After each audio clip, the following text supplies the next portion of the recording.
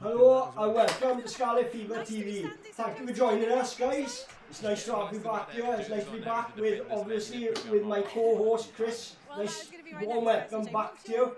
Say hello, Chris. Thank you, pal. How's you doing? You right? Been a busy few weeks for me, mate. Sorry? I said it's been a bit of a busy few weeks for me, put it that way.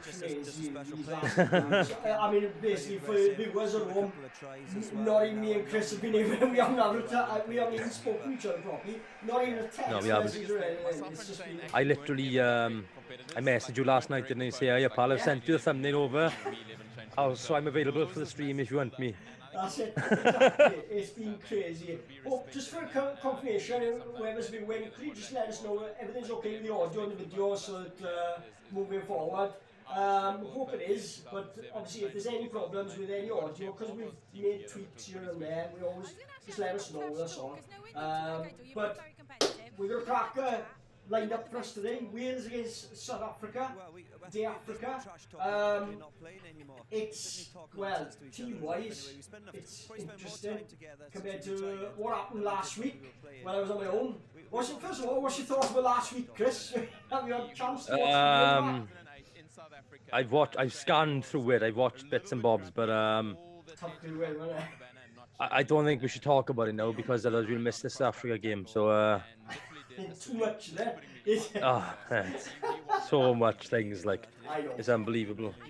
It's and you know, it's getting to the realms of now. I mean, you know, taking in consideration what happened.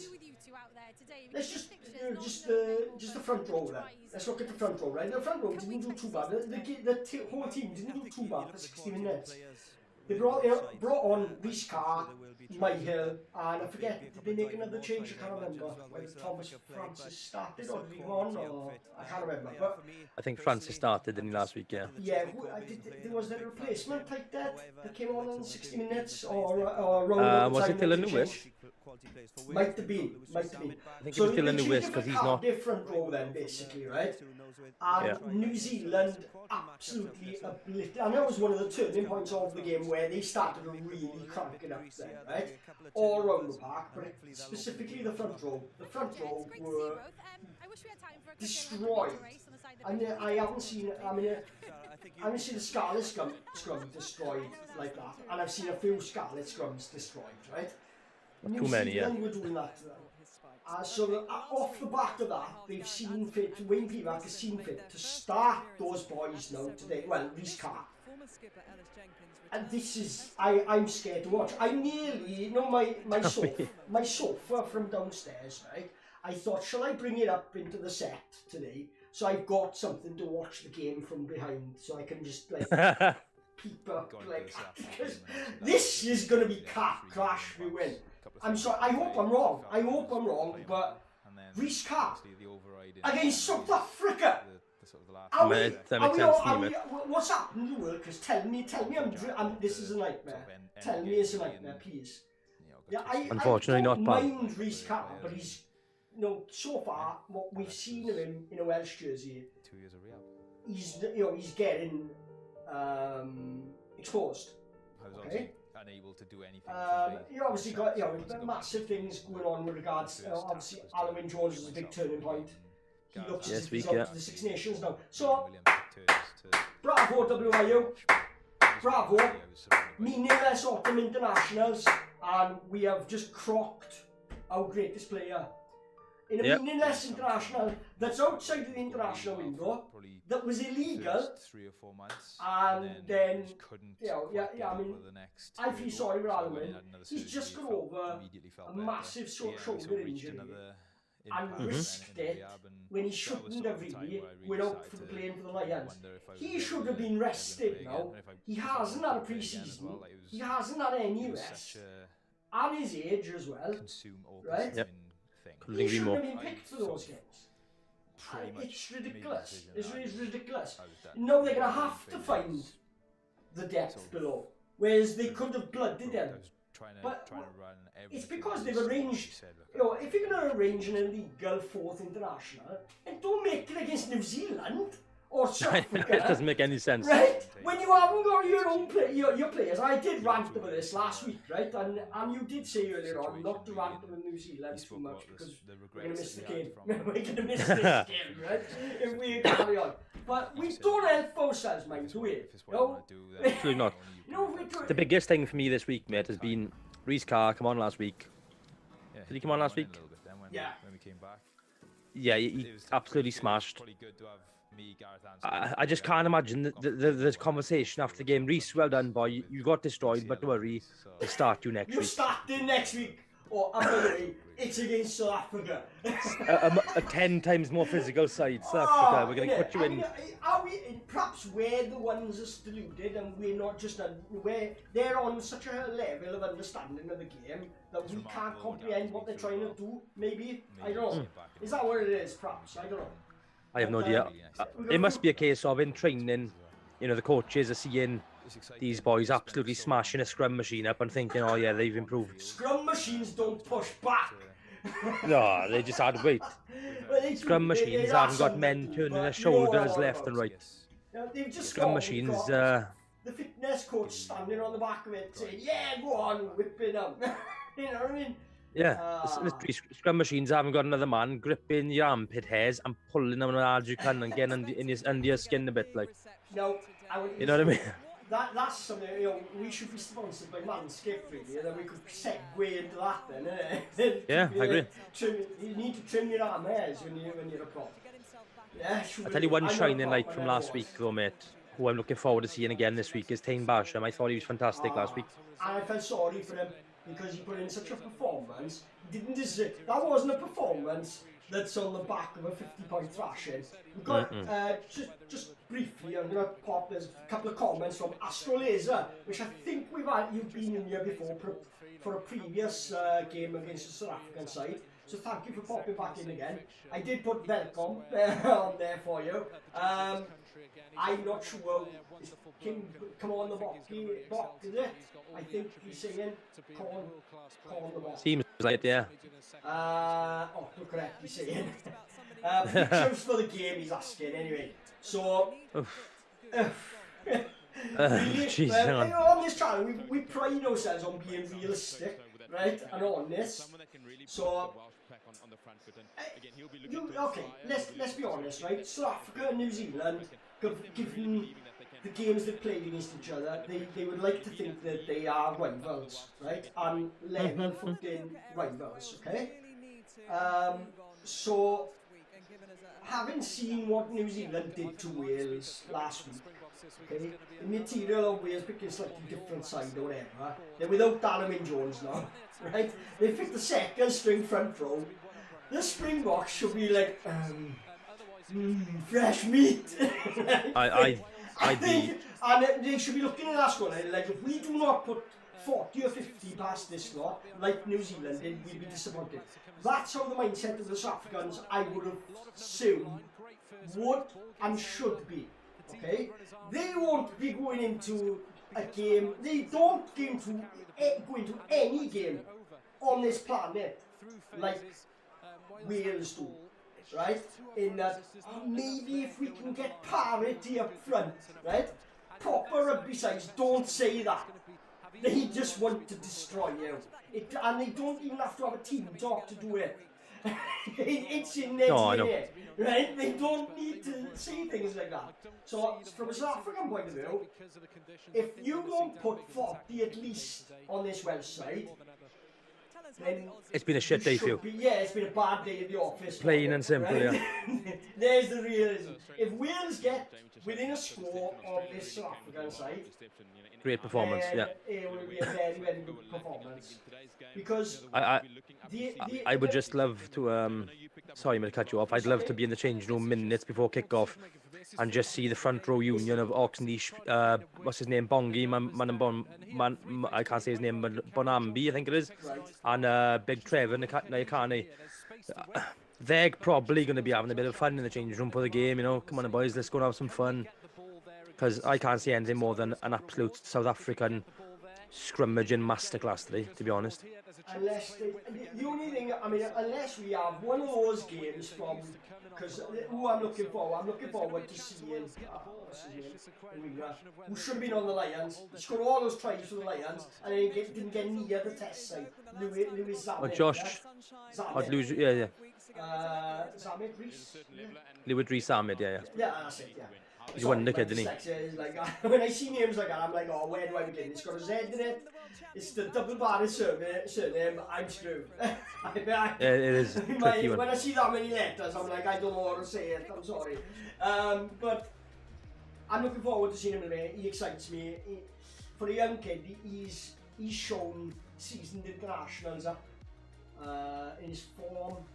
And but I don't want it to become like a give it to Shane sort of thing, but if they can get him into a bit of space, Josh Adams again, need to get these boys, but the problem is their supply is cut off because Foxy is in the centre. And they've brought in Tompkins. That makes sense to me. You know what's crazy is, there is a thing on, I think it was BT Sport, on Twitter, I saw it, where in England, they rate him so highly, right? Because apparently there's this thing about Saracens put 70 points past Bath, and Nick Tompkins was star of the show in that. And it's like, yeah, but he's in a side that is like dominant, so dominant, whereas when he's in a side that, in that Dragon side, his flaws were there for all to see. He was dreadful. Absolutely. For the Dragons. He was absolutely dreadful. His runs are blind alley every time. No concept of where support is at all. Right? Now, that's one thing with Foxy will never happen anymore, because he hasn't got the pace to get away from the support. No, that's it, yeah. I know I'm being a bit thinking about Foxy, but I try to be honest, right? Even if it's a boy who's playing with my team, they're not performing, I sort of I'll have a go at them, but I will discuss it, I will highlight it, I won't shy away from it. Foxy, how he's getting into this side, I do not know. It's not on Scarlett's form. It's not on Scarlett's form. No, it's not. Based on early season form, you think that Scott Williams would have got himself in there, wouldn't you, really? Obviously, he was left out of the initial squad, he was called in. Strange. If you're picking on form, Scott Williams starts. The thing is, right, people saying that was form. To me, Scott Williams' form has only been okay. It's just that everybody around him has been so bad, he's looked better than what he's actually playing at. He's still not great. Yeah, I know what you mean. Like, he's going to think, he's coming back from a lot of injuries and he's trying to get back in speed. He looks off the speed at the moment. In like 75%, isn't it? Yeah. But he's still got that bit of class, and he's trying. He's putting effort in. That's why he is shining above the others, because the others don't even look as if they're putting the effort in. And I'm on about from a Scarlett's point of view. I agree. John Davis looks all over the place defensively. All over the place. And that's one of the, he was one of the best defensive centres in the world as well, you know what I mean? Yeah.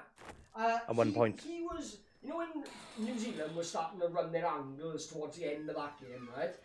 It was like they were angles that were being run around him that he never even knew existed. That's what it looked like, honestly.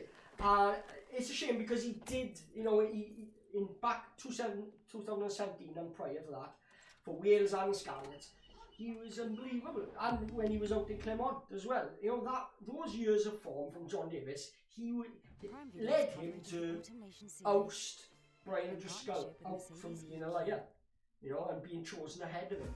But this last year, it's like he's just on career to prolong his career and not sort of like do anything rash, especially for the Scarlets. I think we touched on it earlier. I think if ever there was a player that both club and country could do with him, just saying thank you very much. I'm going to take a contract in Japan now. You've earned it. You've done. Don't ruin your legacy He's gonna, if he carries on playing like this for the next couple of years, he's gonna ruin everything he's got in the bank with Scarlet fans and Wales. And he'll ruin what he's remembered for. He should be remembered as that clutch of players like Gareth Davies, Scott Williams, George North, Liam Williams. Yeah. You know, those clutcher backs, they're all world class. They are all world class. Yeah, exactly, yeah. Right? And John Davies is suffering at the moment. He's damaging his own stock. Yeah, he is, I agree. And I think if there's an offer from Japan or something like that to go and have an easy retirement, I think he should take it. It would benefit the Scarlets, it would benefit Wales. The fact that he's available to Pivac is stifling our development now. But if he was playing better, I wouldn't have this opinion. But someone has to have the balls now to make a decision with John Davies. In that, you know, is he going to get back to his form? Because he's been out the form for a while now. Anyway. It's been a long while, yeah. Yeah, teams coming out. And it pains me, mate, honestly, it does. It pains me as well, because I love Fox. I mate, he's done so much as the a club, kid you know, and yeah, it's phenomenal. Yeah.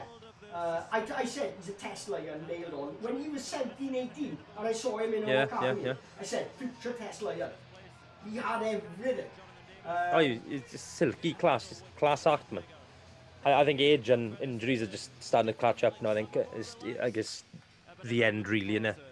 I don't know. It's gonna go one of two ways. I'd love nothing more than to pick up a bit of form and captain the Scarlets to a trophy. That's what I want. Mate, it'd be a dream come true. But watching it now, I'm not going to make it all about one player, but it's one of those things that he needs to maybe, let's hope he does it for Wales today. But I only want him to do it for Wales if he then comes back to the Scarlets and carries it on. No switching off then for the Scarlets, you know? Anyway, so we're going to try and have a Monday night reaction after this game, yeah? Absolutely, yeah. We're going to try this week and have Jack Smith's in the house. Hello, boys. He says, hello, Jack Smith. How's it going, pal? Pal? Pop a like and a share and share it with your friends, the link for the game, so you can all watch together as well. Shout out as well to Renier Van Onselen, who was in here earlier on before we came on live. Said, gentlemen, good to see you again. Thank you, buddy. Sorry, yes. No. If you're still in here, sorry, we got chatting and we missed your comment, but we didn't ignore it. We were aware of it, and it's nice. Thanks for the comment. Nice to have you in here, guys. And if you've got any other South Africans, bring them all in. We'll have a bit of banter in here. Absolutely, we love the South Africans, yeah. About to have the anthem. Did you hear about the South African ordeal overnight, Nick? No. What's been going on? A fire alarm went off twice in their team hotel, 4:20 and 7:30. So they've had a bit of a rough night's sleep last night, and for the earlier one, they were forced to stand outside their hotel and mingle with all the nightclub revelers. Oh, great! I bet they enjoyed that. Yeah, so Can you, might be a bit knackered for this. Might go no favour. Tactics. I think the WIU have paid the Hilton off here. Do you know where your whereabouts were around that time last night, Chris? Or? Right behind me in my bed. Ah, right. Yeah.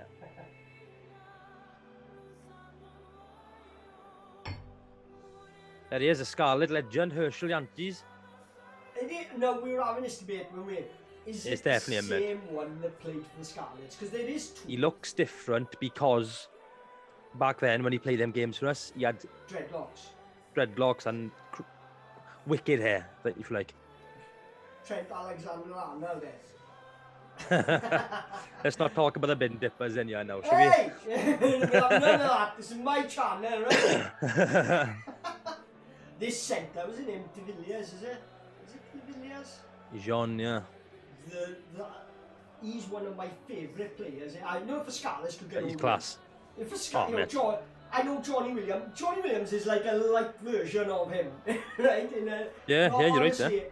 I would absolutely love him at my club. Oh man. That is everything I see him do. He's like Jamie Roberts a bit, in his prime. Yeah. Jamie Roberts in his prime, and Jamie Roberts I liked as well. Even I can only watch half an hour, unfortunately. Off to Nando's. Nando's. Oh, Jesus. Nando's. Grab us a Zinger Tower, whatever. That's the wrong place, mate. Come on, no? I actually do. I've only ever been there a couple of times, but I have. It's a better class of fast food. Yeah. Oh, I don't know. I went there once. I paid £8 for chicken and chips. I had about 3 strands of chicken about that big, and about 6 chips, maybe 6.5. I was mortified. But they said to me, "Help yourself to as much sauce as you like." Thanks. What'd you pay? It's about £8, I think. Gutted it was. I mean, it's fast food for the crack, innit? So we know Paul Price is crack, you know? He thinks he's crack because he's, you know, Amber's brother loves the place. He got a black card or a gold card with him. Little chef in St Clair's is too good for him. It's not good enough for him. Yeah. I know why he's going there because all the Scarlet's boys go there, and he's opened a Bumpin' Drum, innit? That's what it is. The half-pen, he's been seen in there many a time. Yeah, they all got cards, haven't they? Nando's seen them. Yeah, and they got given like either a black or a gold card, and they just go walk in and have what they want when they want. Yeah, they can have what they want when they want, and as long as they share it on social media when they visit. That's it. I think that's the deal or something, isn't it? Because that's why you were always seeing them in Nando's on social media. It's like, are they always there? And you're like, no, that's part of the deal. They get free food, and in fairness, it's it's quite good. It is quite tasty. It's the better of any of those. Just not enough. Maybe I'll give it another go. I went there once and I just instantly didn't like it because of how small my meal was. Alright. I think we went there after the La Rochelle game. I tell you what, you know, Clerkley, not a patch on what it used to be. That was the last time I went out in Clerkley. I wasn't drinking. I was out, I went for a meal, I was with my son and my friend was with his daughter, and it was a bit of a gang of us. And yeah, I don't know, after winning a quarter final against La Rochelle, you'd think the Clerkley would be like it used to be, bouncing. Yeah, you would think, yeah. Instead, and La Rochelle fans were there, they were the only ones there. It was crazy. Oh no. Yeah, it was really... and the atmosphere up in Halfway Town and Pemberton and all around the ground was a lot better. And with Balluna gone now. Well, let's have a look, innit? With Balluna gone now, mate, as well. It's gone to the dogs of town. Telling you now. Oh yeah, it's gone, is it? Yeah, they had the final night last Saturday. Alright, so at the end of the night. I didn't see anything. Alright, so that's all, because it was only that bit was open anymore, or whatever, the bottom bit. Like the Balluna was down the bottom, around the back, right? And then you had up top, yeah. Was it? The final song they played in the night, mate. Yeah. Leighton Brookfield played a big banger to end the night and to send all the legacy and everything of Balluna off into the happiness. Right. A dance version of Hein Lad Van Adai. I didn't go, I seen it. Mate, it's unbelievable, isn't it? I bet you had people with inflatable daffodils and daffodil hats, yeah? The best part was, I'm sure Brookfield thought everybody would just stand there and sing it, like everybody was dancing off their box.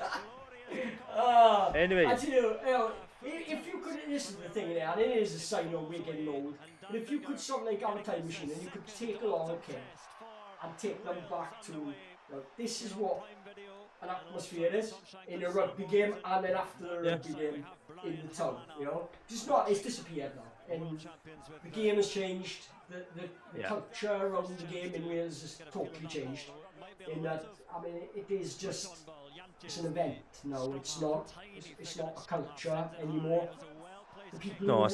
The people who did live and breathe rugby in Wales have been systematically discouraged from being involved in the game at any level. From grassroots.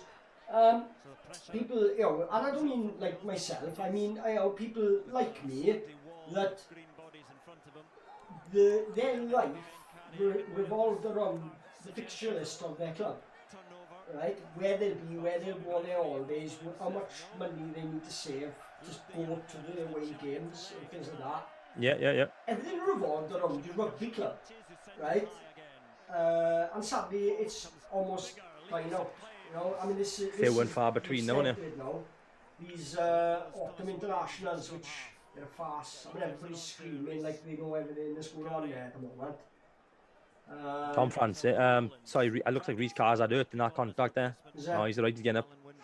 There's a powerful hit to the lower ribs. So a minute and a half into the game now, and I can hear a lot of shouting going on, and there's a turnover by South Africa here. As soon as I start commentating on the game, nice step by the fullback. He's looking for space, bit of a boost step, looks for the gap, looks for the offload, gets it. Nice play. And there's the centre easily making an extra couple of yards. Forwards here now looking for a charge, well met in the tackle. And that's one thing about last week. The back row, they didn't take a backward step all game. They tried their hardest. That's the scary thing. That 50-point drubbing was off the back of Wales playing as good as they could. All right. Basically. Nick, what time are you on, pal, in the game? I am on 19, 20, 21. Well, match clock. Yeah, match clock. 2:24. I'm way ahead of you. Then I need to pause this. Hold on. Yeah. Right, what are you on? Sorry. You can go back 10 seconds at a time rather than pausing it. Right, so what are you on exactly? Hang on a second. Can I go ahead? Yeah, I'm on 2:45. What are you on now? 2:58, 2:59, 3 minutes exactly. Let me know when you're on 3 minutes. Yeah, Count it down to me. I don't know how we've lost the I know sync that's what here. it was. I needed to jump ahead. There's 10-second intervals you can jump ahead. So yeah, I'm back up to speed now. What are you on right now? I paused it. Oh, have you? Yeah, I was waiting for you to catch up. 20. No, I said Jesus. I was just. You don't need to pause it. You can go forward or back. Right, let me know when you're on 3:30. No. As you said then. Right. 34, 35. 36. Perfect, there we are. Yeah. Yeah, I tell you what, What's happened there? I bet all of you are really glad you tuned in for that. It's the joys of live TV, pal. In-depth commentary. What are you on now, It's the joys of live TV. Yeah. I know, alright, there was a guy on Glad, when I put the thing up on Glad, or if any of you out there you don't go on Glad Rugby, search Glad Rugby, it's a good Welsh forum, mix of all teams. But there was a guy on there, when I said what I was doing, yeah boys, tune in, I said, like it. And I'm Speedy on there, by the way, but he said, oh, good luck trying to get your streams to sync. I was like, well, we haven't had a problem so far. And, until now. Because I tried it and I kept getting spoiled, he said, but I know, I couldn't hear his tone of voice. I'm improvising the tone of voice, right? But he like good effort, though. It's great. I thought it was as well, right? But he was like, yeah, I got my game spoiled by people telling me the score all the time. He's like, so a really placid guy. But sounds lovely. Sorry, guy, you take home to meet the mother, like. I've spoken with him loads of times, and because of the things he said, that's how I imagine his voice to be. A croaky old raspy voice, like. Yeah. It's got to be. Like a pirate, doesn't it? No, like when you're in a forum and you hear people, you read people's posts, you sort of like, if you haven't met them before, you've got like an image and a voice in your head that you picture what they are. And then, only yours, mate. Huh? Only yours. When I see your messages on there, I often read them out with your voice, man. I know sometimes, I know if someone's moaning, I hear Mr. Bean voice. Yeah. I was totally unacceptable. Class, mate. I know someone's going on and on, drawing it on and having a whinge, like, in a boring way. I mean, I don't mind having a whinge and having a rant can be quite exciting sometimes. I know when people haven't got a flair for it, just leave it go. Don't do it. It's not your game. Jack Smith can't wait for the Ospreys game in 12 weeks. Oh. Well, they're without Darren Jones now, aren't they? So, which is a big blow for them. I tell you, some of these players, you might see an outflux. I just made that up. I know. Oh, I think he said 2 weeks, mate. 2 weeks. The Oh, 2 weeks. inter-regional warm-up game. Oh yeah, it was like a weird Development stuff, innit? I don't know. I mean, maybe you think it was 12 weeks for some reason. Yeah, in 2 weeks, is it? We get the Dragons next week. Oh, it's 2 friendlies, isn't it? Yeah, yeah. They've arranged 2 friendlies. Are they on TV? If they're on TV, I doubt it. We'll stream them. Oh, what we can do is you go to the game, you film the game, and you stream the game to me. I'll commentate on it. Yeah? There's no There we are. Spend all my money, is it? I'm joking, I'm joking. Hey, Tom Phillips is a relative. I don't pay for tickets anymore. Oh, well, you said it now. Oh, that's a great To the turnover. world, yeah? To the world, you've gone and said it. Doesn't pay for tickets, right? I would. I do my bit for the club in other ways, though. With the, you know, I got a cup here. And this is a message to Proof is in the pudding, look. Yeah. Couple of pints. And this is a message to the Scarlets and to Welsh rugby in general. You offered me one of your free tickets the other day, didn't you? I did. What did I say? I'd rather watch paint. No, you didn't say that. Scarlet, yeah. You got to be the men today and you couldn't get there. No, it shows it's not about the money, it's about the product, that it's not even worth, you know, I've got to be convinced to even go and watch it for free, and I still said no, and I'm a Scarlets, Scarlets fan, and I just couldn't be, and I'm like, you know what, no, and I live local, it's not like I'm going to travel and get. Oh, it's on, it's on! Is it? Was that it? Go on, Big Louis! Oh, good tackle. Oh! He smashed in the head there, that looked high. Yeah. The second tackle. They won't have a look at that. And you know, I know there's a few South Africans in here, but you are known for your odd cheap shot, aren't you? None of the players half tackled. That came out of nowhere, didn't it? Fair play. Oh no, he was trying. It was a bit of a clumsy tackle, and he's took an elbow to the face, yeah, man. He's only a scrum half, isn't he? Yeah, so this is the angle. Nah, they both went low. I don't think he there's lots of mitigation in that, nothing in it. He was clumsy. At first it looked like he was looking to take him out with a shoulder charge, but he was just going low and they just collided. So, but why don't Wales put this in the corner now? Sorry? Yeah, well, Wales should put this in the corner. We're rattling them a bit when we're going at them. I think they're going to want to get the scoreboard to kill. He's going with it. No, he's going no, he's changing the ball. He's calling for the ball. And with Bigger as well. You know, as a kicker, we missed Bigger last week. You know, ask me as a Scarlet, I'm saying about an ex-Osprey who now plays for Northampton, which they are one of my least favourite English teams. And it's not because they're English, it's because they're Northampton.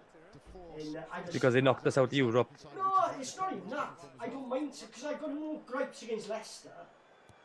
You know? I like their fans, Northampton, I like their fans. I actually like their fans better than Leicester's, but no, it's about the team and the way they play the game. They got that little bit of niggle about them. They're quite dirty and childish. And it was from the days when Ashton was playing with them. Yeah? And Nartley. When we beat them there, right? And we had George Orth and Priestland and people like that, right? And George Orth, the chicken boned his legs. Did you see it? He was in a ruck over the ball. And they I can remember it. And popped his leg for him. And he got a bad injury from that. Scoreboard. Well done, Jack Smith, boys on the ball. Jack Smith as well also pointing out that he thinks I might have paid a pound for this cup. I paid £4, a pound for the cup, £3 for the beer. Wow. Just wow. £4. Right. And I got 2 of them as well. I don't know if it's true. I heard something apparently with the Scarlets games. If you take your own cup with you, have it filled up, you get like 30p off a pint or something. Is that? Yeah, you're supposed to keep that cup and take it back with you then. Yeah. I'm just going to keep bringing them home, mate. I'll have a collection of them. When people come around then, we can all have a Scarlet cup. The man highlighted was Ellis Jenkins for the Thank you, Jack Smith, for prompting me with the scoreboard. Jack Smith. So, Good stuff. it is 11 minutes in. Wales taking the lead 3 points to 0, but South Africa straight away have got another chance to draw level, which they do. As Sean Hawley keeps calling it, what's he call it on Scrum 5 and things? A coach killer. Oh, he loves his buzzwords, doesn't he? I can't stand Sean Hawley. I can't sit down for him either. No, he is. Yeah, I tell you what, right? Me and Sean go back a long way. Really? No, it's a weird. Do you know what, right? It's a weird story. I did a sports science course. Okay. And I was like, when I was doing it, I was like the oldest there. I was a mature student. I was interested in it, you know, in sports psychology and things like that. That was the health and nutrition and all that. I've got a keen interest in all the nuts and bolts of all sport, basically, right? Well, there was a rugby team for Sugar College. Oh, Yeah. Josh Adams, going well, yeah. That was alright. Could be offside there. Crossfield kick. What's It's going on, on yeah. here? He goes! He's 30 yards in his hands. Catch that ball and a little pirouette and he was over. Huh? Easy as that. Anyway, back to the story. Wales going back for penalty. I'm going back to the story. I was in Surgar doing a sports science course. I was a mature student, I think I was about 20 odd at the time. And they had a rugby team. So because I was in my 20s, I wasn't legally allowed to play for it. Oh yeah, it's like a youth age, isn't it? That's it, yeah. But I was allowed to train with them, and like whenever there were rugby sessions, I was allowed. Which the irony of it is that I'm 5'6", right? And at the time I was about 11 stone, right? I'm small, right? I was the smallest person on the pitch, right? I needed protection, not them. They were massive, right? But I enjoyed playing, it was fun, right? And yeah, because I was like in my 20s and they were like 17, 18, 19, I wasn't allowed to play the same age group, so I was like, alright, okay. But I just enjoyed like being part of it or whatever, the training and stuff. Fair enough. And to be honest, at that time I was playing football. I wasn't playing rugby. Another penalty here coming for Dan Bigger. I will get to the point in a minute. What's the referee doing, yeah? I'm giving you the backdrop, basically, so I'll leave you all waiting a bit more. Scoreboard, yeah, okay, on. What are we starting with Jack Smith now? He's just like, scoreboard all the time now. Alright. If I miss We'll have to start dropping him a few bob, mate. I know, winner. What we should do is get someone involved here that is just managing chat and scoreboard, and then we can just chat. Yeah? Do you know, even better idea? Operating the scoreboard is beneath me now. See, I've done it for a while. No, you know, it's different. Scott Bonner was getting paid 15 quid a game for it. I'm getting paid nothing. Jack Smith, you should send us a photo, mate, of you with your hands sort of like this, as if you're holding one of the boards. Yeah. And we'll pop your picture of you in the scoreboard then. Right, so 3 points. Get your best Scarlet shirt on, your big smile, and we'll pop you in. You got it. 6 points. Well done, Dan. To South Africa's 3. Right, abandon the game now and we take a win, innit? I know, yeah. Call it. Blow up, ref. His Vac got a wry little smile on his chops then. So yeah, so that's a backdrop. I'm involved, so like I'm in Sugar College doing a sports science course, and I'm sort of like messing about, having a game around there. And now and again they would bring some coaches in, some top level coaches, and one of the ones was Sean Hawley, right? Right, okay. But I didn't know who he was, and this was before he was Osprey's coach. That's all he was. He had just not long retired as a player, and he was being fast-tracked into coaching. And part of his coaching was to come around the colleges and give coaching sessions. And I just always remember he I don't know, he's somebody who does like himself, does enjoy this, enjoying. There's nothing wrong with that. He's a nice guy, don't get me wrong, there's nothing nasty about him. He's a friendly guy, but I think there was one thing, he was trying to teach the scrum half. He had this saying called baseball, right? I don't know if it's still in coaching circles or anything. He was just trying to say, when you've got to basically have a good spread of your feet to have a good base. So that if you get nudged, you won't fall over. You've got a good wide base around where you're picking the ball up. That's all it was. And he said, put your feet together. So he put the scrum half, put his feet together, and he grabbed him by the shoulder and just pushed him off balance and threw him. And he goes, see? And it's like, you didn't need to do that, mate. You've just made him look stupid, you know what I mean, in front of his mates. Yeah. And he was just like getting a cheap laugh. And then he had to say sorry to the scrum half. The scrum half was annoyed by it. It was like, you didn't need to go through all that demonstration just to tell me that. I knew what you were on about. You know? Yeah. And then he goes, well, put your feet wide apart now. And then he, see, I'm trying to do it now and it won't work, see, boys. I'd be like, yeah, you could have just told us that. You know what I mean? You didn't know to throw him across the field. No, exactly, yeah. Maybe because I was a bit older, I could see what he was doing. I don't know. But when I saw, I just thought he was just some random guy. And next thing I knew the name from being coached by him from section or two in College Cigar. Yes, yeah. Didn't teach me a thing about rugby that I didn't already know. I know, I genuinely say that. And that's my honest appraisal of being coached by Sean Ollie.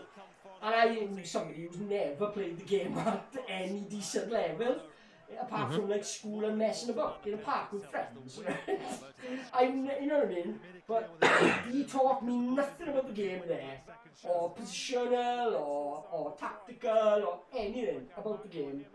And to this day he's failed to do so even through his punditry. So, you know, I don't know. I just think he's a bit of a busted flush, right? Old Sean Ollie. And then last summer, when he took over, remember when he took over the Scarlets for a while? He was in the background and he was helping. He's like a skills coach or something, wasn't he? Skills coach was Simon Easterby, maybe? Or was it Nigeria? Yeah, around there. Yeah, somewhere around that time. Mark Jones, Simon Easterby, and then he came in the background as a bit of experience when, you know, he had everything on a plate of the Ospreys when they had the Galacticos squad, right? And he couldn't get them outside the knockout stage of Europe, into the knockout stage in Europe. That side should have been winning that European Cup. They didn't even get close. They had easy groups, and they got out to the group struggling. Scoreboard, yeah, I know, scoreboard, yeah. There's only one European team in Wales. Well, exactly. Cardiff Blues, they've won the knockout Mickey Mouse Cup twice. I know. That's like, you know, that's like having that's a medal for being the 25th best team in Europe. Right? That is up there with, you know, the Meet the Fockers or, yeah? Yeah. Where they go back to his bedroom and he's got ribbons there for 7th place. That, you know, up on the wall, yeah? That's what that's like.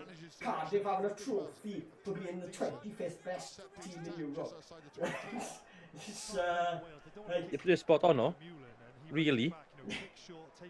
It's, I tell you what, I'll be honest though, I say that, if the Scarlets had won that, I'd be chuffed. So I'll be realistic in that, like, I am giving a bit of banter. If we won it, that's what people would be saying to us. It's a Mickey Mouse. And if we won it, we'd think it's the best thing since sliced bread. Exactly, right? We'd run around town, European champions, boys. And what you do in opposition is you mark up the front of the middle with they got Ludiaga. Here we go. I tell you what, mind, the last couple of years, I've been very impressed with Adam Beard. I watched Adam Beard playing under 20s, under 18s, under 16s with Amber's brother. Yeah. And in under 18s and 16s, I was looking at him, thought, Christ, he's just a skinny, tall guy. He's not going to do much. He's better suited to basketballsman. Yeah. But then in the 20s, he was phenomenal. They won a Grand Slam that year. He was class. And I said to Amber's man, I said, this boy's going all the way. Yeah. And look at him now. He's a lion, test lion. Yeah. You know what I mean? So, where's our as I was about to say it, the commentator's curse. I just want to say, we're not doing too bad here. Penalty, yeah. But they were, no, actually, a lot of the game has been put in South Africa. Fairly even. Yeah. They've had some And good territory in possession. That's what you do against them, or they crack eventually. You run at them. And they've been unlucky that they could have scored a couple of tries. Yeah, so... Yeah, we had chances. They had 2 chances on the right hand side. And I'm glad they're finding ways, different ways to use to bring their wingers into the game as well. That's a huge kick, mind. That penalty they just took, that's a huge kick.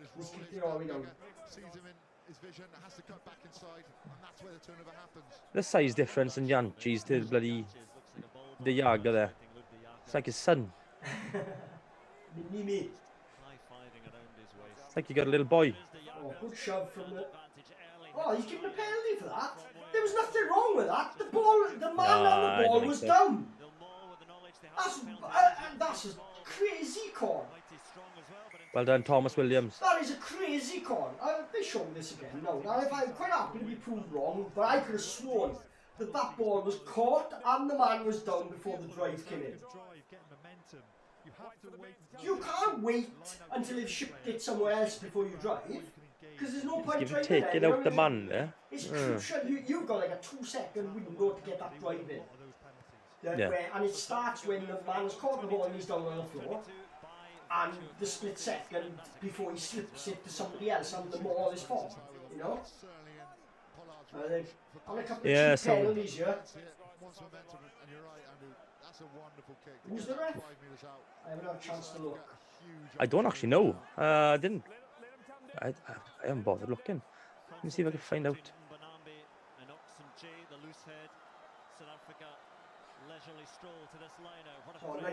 England smashed Tonga, by the way. For Springboks. Looking to put pressure on. Wales do well to defend this. Oh, they've sacked the back of it. Oh, he's paying a penalty again, no? It's not making much sense to me, this. Oh, Jesus, here it comes. Well done, Johnny Mack. Disruptive. They've gone like Man United, like Old Trafford, Millennium Stadium has. The little pitch up with a big run-off. So great in rugby, when you're going to get tackled into touch, you're going to slide into the advertising hoardings now. I was actually there not so long ago. Me and the missus were in Cardiff looking for things to do, and we had a stadium tour. We booked it last minute. Yeah. The reason for that is because apparently the pitch comes off in bigger chunks or something now, rather than so when they do like music events and things. Right. And because underneath that pitch is loads of wiring, electrics and things. Right. For the pyrotechnics, the fireworks they have down the touchline and things. Yeah. There's like these little tiles you can lift up. I mean, they normally do it to make drainage a much better issue. Because you remember when the Millennium Stadium was first opened, it would come up in those squares. Huge chunks. Turf. Oh yeah. It would just tear away, wouldn't it? So they look to have sorted that now, without realising it really, until we've just discussed it. Nobody even thinks of that anymore, do they? They seem to have sorted exactly. it. Did you know as well? You know the corner where they got like the where they got the defenders, yeah, they do well to hold these out, yeah. I'll go back to that corner where they are now, where that like opening is for cars and things. They've done well to spot that there. Wales are fair play. Sorry, I'm getting distracted. No, we'll watch this. Now, but it's well organised at the moment. They've all played well so far. Janches looks for Etzebeth. Etzebeth looks for contact. Big Etzebeth. And the second rows are doing the damage. First Etzebeth, now the And he's in on that. That's a penalty. He's all over it. It's yeah, a penalty. Well done, Wales. Well done, Wales. South Africa look a bit that man again, Tain Basham. Yeah, I think South Africa have turned up here thinking, we'll just don't muscle these. And the crowd, obviously, these moments are what gets a crowd behind the team, you know? I mean, they've got the ball. That's a tremendous turnover. Yeah. Brilliant. Oh, no, it's Ellis Jenkins. Yeah, I like Ellis Jenkins as well. It's his first game back in it. He's had a bad injury, hasn't he? He's a good player, isn't he? He's a very good player. Can't even go But yeah. glut, to be honest, of good back rowers. Back to my little story, mate. Yes, sorry, go on. You know where that corner is, where they were just now, when it's got like the opening for like cars and things to come in, yeah? Right, yeah. Did you know that whole thing is on like a hydraulic arm, and that whole section of seating lifts up? So it lifts up like this and then slides up like that to allow bigger vehicles in, trucks and things. Yeah, all right. I didn't know that. They were showing us that on the tour, you know? Oh, well, it's good to... Is the roof is open, isn't it? Yeah, it's hammering down. Both teams... Look at Sanjay in the I know background. Sanjay in the background there. Playing the ref. Sanjay. Look at that. All the team are going like, yeah, and the guy in the laptop's just like, yeah, I'm playing Angry Birds. Kick coming, boys. No, is it? No, that's what gets me. Like, they're so terrible. Good one as well. Actually, it's a good kick. It's ended up it was a just good outside kick, there. Not mopped up. And they were allowed South Africa and easy out here in that they managed to get it. Evening Amber, nice to see you in the chat, girl. We'll have to have you on as a third commentator soon. Yeah? You can either sit next to Chris or have your own camera in your own room. Also, Nick, do me a favour, tell Amber half time I'd love a brew. Amber, I got a message in from Chris saying he wouldn't mind one of those amazing cuppas that you made. I wouldn't mind one either in Machannes here as well. Machannes.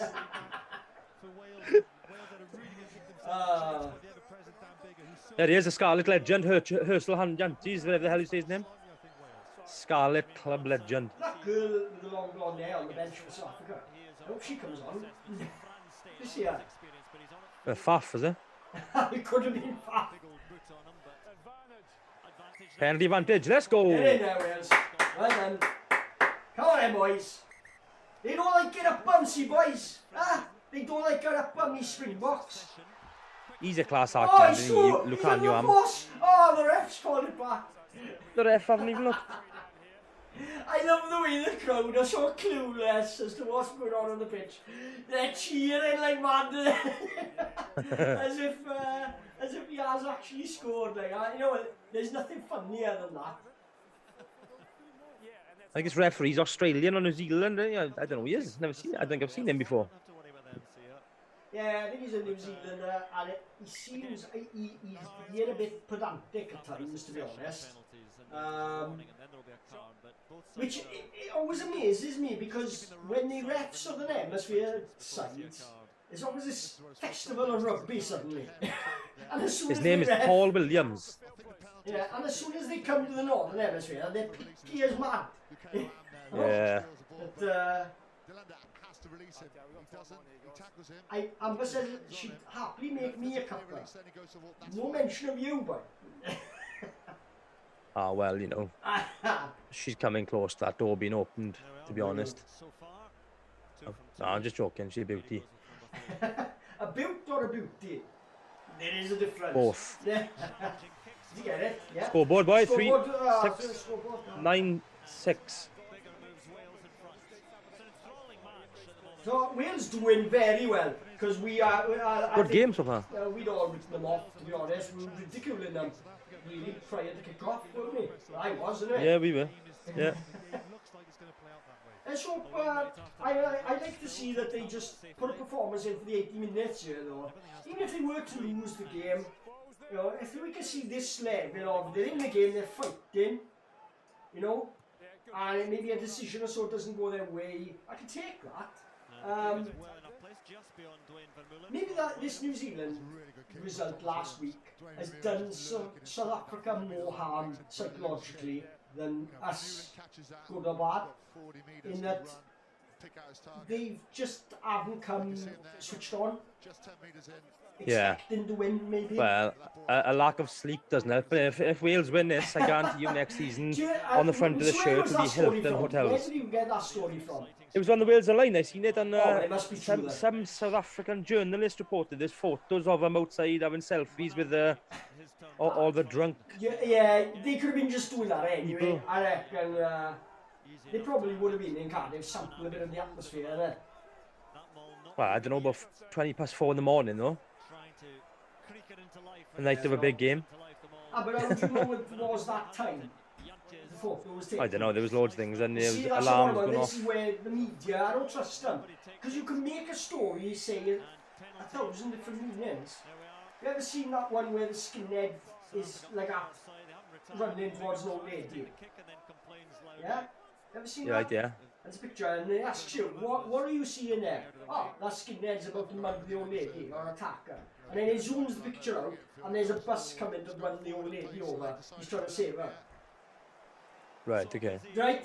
Unless you get the full picture, unless you're there, you can never know truly what that picture was from. You know?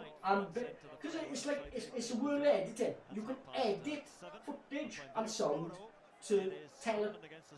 Yeah, you can. Different stories, you know? A lot of people fail to. This is where Wales Online make their living on it. You know?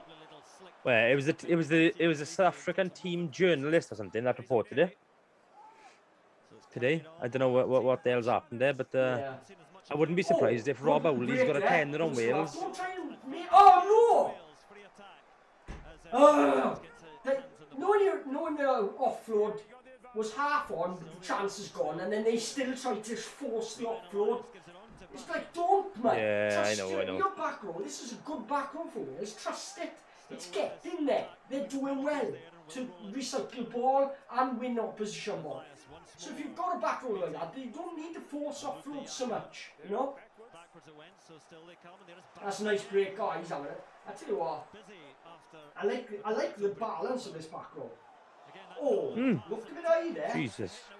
So there's another advantage coming. Johnny Crab McNichol is crabbing as he normally does, and now throws the ball and nearly loses it. Just like every other time he comes up from full back, really. You watch the time. Oh, that's stinking. He's been taken out there. Let's have a look at this. And Tompkins. I'd have a look at this. He's making a battle with Tompkins because I don't rate him, to be honest. But and John Davis having a bit of a, hey mate, what's going on here? Are you going to do anything about this? Or are you having a laugh? Go on then. Josh Adams straight in Vermeulen's face. Go on, Josh. Vermeulen's chance against Josh Adams, to be honest. Josh Adams would throw it in Andy boy, and he's used to the sun, like. MMA, cage fighting supreme. Is he? I know. I'm making it up. Crowd getting behind. Such to me, you're just Dwayne Vermeulen looking a bit fat these days. The fact that Josh Adams is getting a rise out of Dwayne Vermeulen is good. In that, if you could have a back that is physically roughing up one of their biggest forwards, and he's getting, you know, he's having trouble with it, and he's getting annoyed, that's 1-0 to Wales, basically. You know what I mean? You want that. Someone could be walking, you mind? Well, let's have a look. Yeah, they're going to have a look at this. They're both in. Let's hope we don't have a. What was your thoughts about the touch judge last week, pal? With that eye shot, the elbow. Oh, mate, it's shambles. That's. He's going to rip the ball. Let's have a look. He's catching the ball high here, right? Yeah, he's trying to go for the ball here. He's going for the ball. No, there's nothing wrong with that. He's gone for the ball. There's nothing wrong with that. Does he do anything afterwards? Nothing this wrong is the with angle. that. He's trying to catch the ball. He's just shunted the ball in his throat, and he really. And he's gone to try and catch the ball. Yeah, he's just caught the ball in his throat. Look. Yeah, the ball is that being there. Said, right? It's not like no. The thing is, like, the ball is in the air. They're both going for the ball. He's going to try and catch the ball. So I think Nick Tompkins milked this a bit, mind. If the prop would have caught the ball first, Tompkins would have been doing the same to the prop. That one you want to look at, yeah, this one, yeah. Does he change his line to take him out? We're going to get another it's not about changing the line for the man. What is he on about? Is that Eddie Butler? No, it's, who is it? Warburton, that No, was. it's Warburton. No, they're looking at What's this he chip on? now, look. There, that's a penalty, fair enough. That's a huge But penalty. Yeah, there's nothing he's wrong changed his with line the completely previous there. No, that's fine. They've cleared that up. Right, good. Oh, he's come running across there. Cynical. Yeah. Watch. He's come running Is it straight the to... same player? He's come running across... It's the other No. one, it's the other problem. He's come running across there. That's cynical. He's running straight, first of all. Look, watch him. And then he goes, whoop, I'll come into him, you know? Yeah. Because he knew he wasn't going to turn. There was no way he was going to turn to get back, was there? That's stinking, man. It's Mark and Martin-esque. I don't blame him for doing it. You know what I mean? You'd expect that. Wales have exploited a prop in the back line there expertly. Ah, well, they've had the Yellow first, card. which, I tell you what, finally Wales, or a side I support, is on the positive side of this. Because you know, so many times, Yeah, I know. so many times I watch games where one side will get a string of penalties early on and no yellow card, and then a couple more penalties by the other side and they get the yellow card, and it's always unjust. And it normally goes against my sides, no matter who I support, right? So it's nice for finally that to go. And to be honest, South Africans will be perhaps a bit annoyed with that, because there was a string of penalties against Wales earlier. The size of that man, mate. 2 penalties in, though, they've had the yellow card. Oh, Razzie Erasmus is going to be making a video later. Huh? We'll do a reaction. We'll do a reaction. He'll start off kicking off about the team hotel. Yeah. Oh, team hotel, ref, everything. The crowd were rain was too the wrong loud. temperature. The advertising boards didn't have the adverts we like on them. The bars were shut in the stands. And he probably deemed that collision with Nick Tompkins should have been a red card to Wales. To Nick Tompkins for running into him, yeah. For, Off the ball. Yeah. And Big Girl got a bit of a masquerade face going on now, the pink, he just looks like a bit of Breitbart going on, isn't it? Yeah. So, home points. 12-6. This game could do with a try. Yeah. And I know the commentator's curse now will let South Africa score against the run of play. But I can't not talk. I've got to say something, haven't I? I am streaming the game. Oh! Oh, almost good tackle, but he slowed him down. He's still making ground. He's still going. Through 2 forwards and a back. And he had to sidestep about 3 or 4 times. This is where I think, you know, it's not about... People say, oh, they're so big and powerful. It's not about that. They're technically better. They know... They don't use their bulk to make yards. They don't smash into players all the time. They use intelligence too, as well as their power. Well done, Johnny Mark. Body into a situation where they're difficult to tackle and difficult to get hold of, and we don't seem to grasp that. Any of our poor players in Wales they don't seem to be able to grasp how to carry a ball so that you're difficult to get hold of. You know? Dwayne Vermeulen looking for nonsense stuff off the referee end. He's lost his bind ref. He hasn't. He's held on tight. Well, you've got Come on, Adam Beard. Dwayne Vermeulen will have had a personality transplant now, because he's not an Ulster player.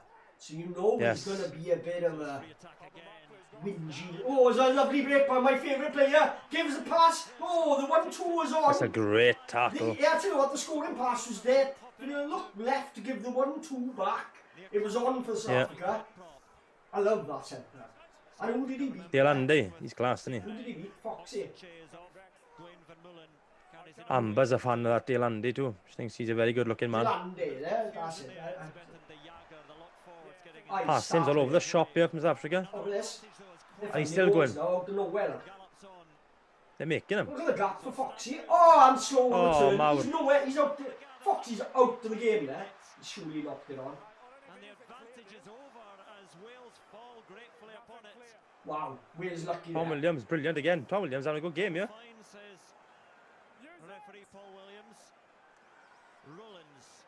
That's a worrying sight there, with a man up, okay, and suddenly Wales have gaps everywhere in midfield. Fox is switched off, and he's not even chasing back when he's getting outdone. He's walking back. That's worrying. Well done, Tom Williams. Yeah, I know that too. I was critical of him last week. Not for that try when the ball gets chipped over. It doesn't even get chipped over him. It gets kicked beyond him, and there's like 10 yards behind where he's got plenty of time to turn and sprint back. He doesn't even make an effort. He's jogging back and allows Barrett to outsprint him. Which, yeah, he's quick, but you had like 10 yards starting him. You could have at least been neck and neck to try and put him off. He didn't even try. He just conceded the score. It was dreadful. Ooh, one of their big boys is down. One down, one off. There he is, Amblock, your favourite looking man, Damien Delande. She told me once, I wish you looked like him. I said to her I would have if I had the same parents. He's a player I like. I think he's quality. Quagga Smith. He's just I say hard-nosed. You can see that by the state of it. There isn't a bad player there, is there? There isn't one where you're thinking, No, I just think he's an animal, man. Quagga Smith. Like I said, I say hard-nosed. You take one look at his nose, you know he's hard-nosed because his is spread all over his face. But I think he's a class act. I am. And his name's class as well, Quagga. I am glad their teams are in our league. And we'll see all these players now down the park. Yeah, we're going to see all these players, and we're going to, at some point, probably away, when we're playing them away though, and we get slammed. Yeah, more likely. But but the thing is, you know what it gives though? There's no hiding place anymore in our league. There's no easy games. No. You know, even the reserve games when the internationals are away, those games are intense. The intensity's gone up since those South African sides come in. They don't like losing, you know, even when they're under strength. They don't care. They bought you, you know. And, you know, our sides coming through the leagues, they're going to have to learn to scrummage better, to maul better. We'll be better prepared. Our players will Look at Reece Carbier, what's he doing? From having the South Africans in our league, our players coming through will get a rude awakening on what the standards are needed. You know? Yeah, they will, yeah. South Africa looking to play a bit of a barbash. Here goes Quagga. And they're a man down. Hold it on. Hands in the ruck. Oh, I knew he was going to give it. I knew he was going to give that. He's giving it for a different penalty. That was a bit of a cop-out, that was. Yeah, a little bit. Oh, here we go. Warning now. This is a final warning. I think so. Are we going to see a Carden Vale in? Look at Tom Francis. Oh, it's not me, pal, isn't it? We spoke about more infringements down here last time. One's come straight round the side. It's going to be another yellow card. Oh, he's giving it. Go in. Yeah, Reece Carr. Well done, Reece. Let your country down. I think that's the end of it now, because look at the graphic they've used for a yellow card is a red panel. So, Yeah, I know. Give me a heart attack. I saw that. I was like, what? Has he had red? Has he had the previous yellow? Is that second yellow? It's the team colour, isn't it? Yeah, I know. They shouldn't do that. I know, it is a bit, it throws you off a bit, like. So, 35 minutes gone, Wales 12, South Africa 6. But South Africa now level up with Wales having a yellow card.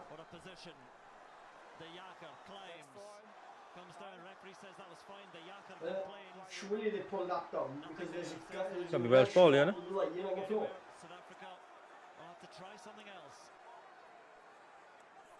They got away with stopping that. This midfield of John Davis and Tompkins it's asking for runners to come through it, isn't it? A little bit. Oh, interception! Give it! Oh, come on, give it! Is you, eh? Go on, Johnny McNichol! He hasn't got three knock on there, has he? He looked like forward. I thought it was forward. And now he's blowing something. No, he's giving penalty. Penalty Wales. Yeah, penalty Wait, Wales. what? High tackle. Interesting. I thought get him the off. ball had gone forward in the past, to be honest. But fair play. You know, it's nice to see a Wales side go for the interception ourselves so many times. I mean, Yeah, we gave yeah. 2 away last week, right? And they were, they were terrible. Good play from Johnny Mack there, but which gives Wales the right to come off the line really hard. Worked so hard to get position there. That's a brilliant moment from Ellis Jenkins. Taking no time. well, Ellis Jenkins Hey, Ellis Jenkins having a great game. cementing his place here for, he's putting his hand up here for going forward for the Six Nations. Our back yeah, he is. looks quite good, like, quite combative. I've always liked him, mind. Oh yeah. He was unlucky with his injury, obviously. And to be I've honest, always rated him. you know, Josh McLeod's going to be coming back soon. I don't want to be in a situation where Wales are looking to shoehorn him in straight away. I want Josh McLeod to be involved with Wales, that's fine. But there were so many times Scarlet players have been suffered a bad injury, just coming back and they're straight in with Wales. They do it with everyone. They did it with John Davis, they've done it with Samson Lee, they've done it with everybody. They did it with Alamin Jones there last week, not just Scarlet players. It's all Welsh regional players. It's all very well. The mantra is, the regions have got to rest them for 80% of the games. But when it comes to Wales, they're allowed to play, and when they're clearly still recovering from an injury, you know? Yeah. Big test here. Good tackle, Johnny Mack, but he's out of position now. He's gone up for the chase. South Africa haven't clicked onto it yet, but there's no fullback. And he's getting involved in a scuffle. Quagga Smith has tucked him up there. Man. And here comes No, the kick. he was being held. It was obvious. He was being held. How obvious was that? How obvious was that? I can see it as a fan here. This is Johnny. You've gone up in attack. There's no fullback back. And No, I think he was held more, mate, to be honest with you. Yeah, but what I'm on about is, don't get involved. He shouldn't have gone up for the attack. Why is he going up for attack? And as a fullback, he's dreadful. He's a better winger. Or a centre, even. Not a fullback. He hasn't a clue how to play the position properly. Yeah, he is a bit of a war horse, and is it number 7 you were on about? 7, mate, he's an animal. Yeah, I think he's one of the best he? 7s in the world. Yeah. Oh, look at the mess in this. Jesus. Limbs everywhere. I think he's one of the best 7s in the rugby, man, honestly. I think he's class. I watched him in their win over New Zealand, and he was phenomenal. I admire him, but I just think, we've got problems, haven't we? Skipping frames.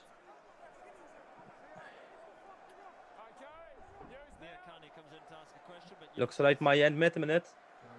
Probably a couple of small things, I wouldn't worry about. Well done, Louis Rees. Oh, Jesus Christ. That's a huge steal.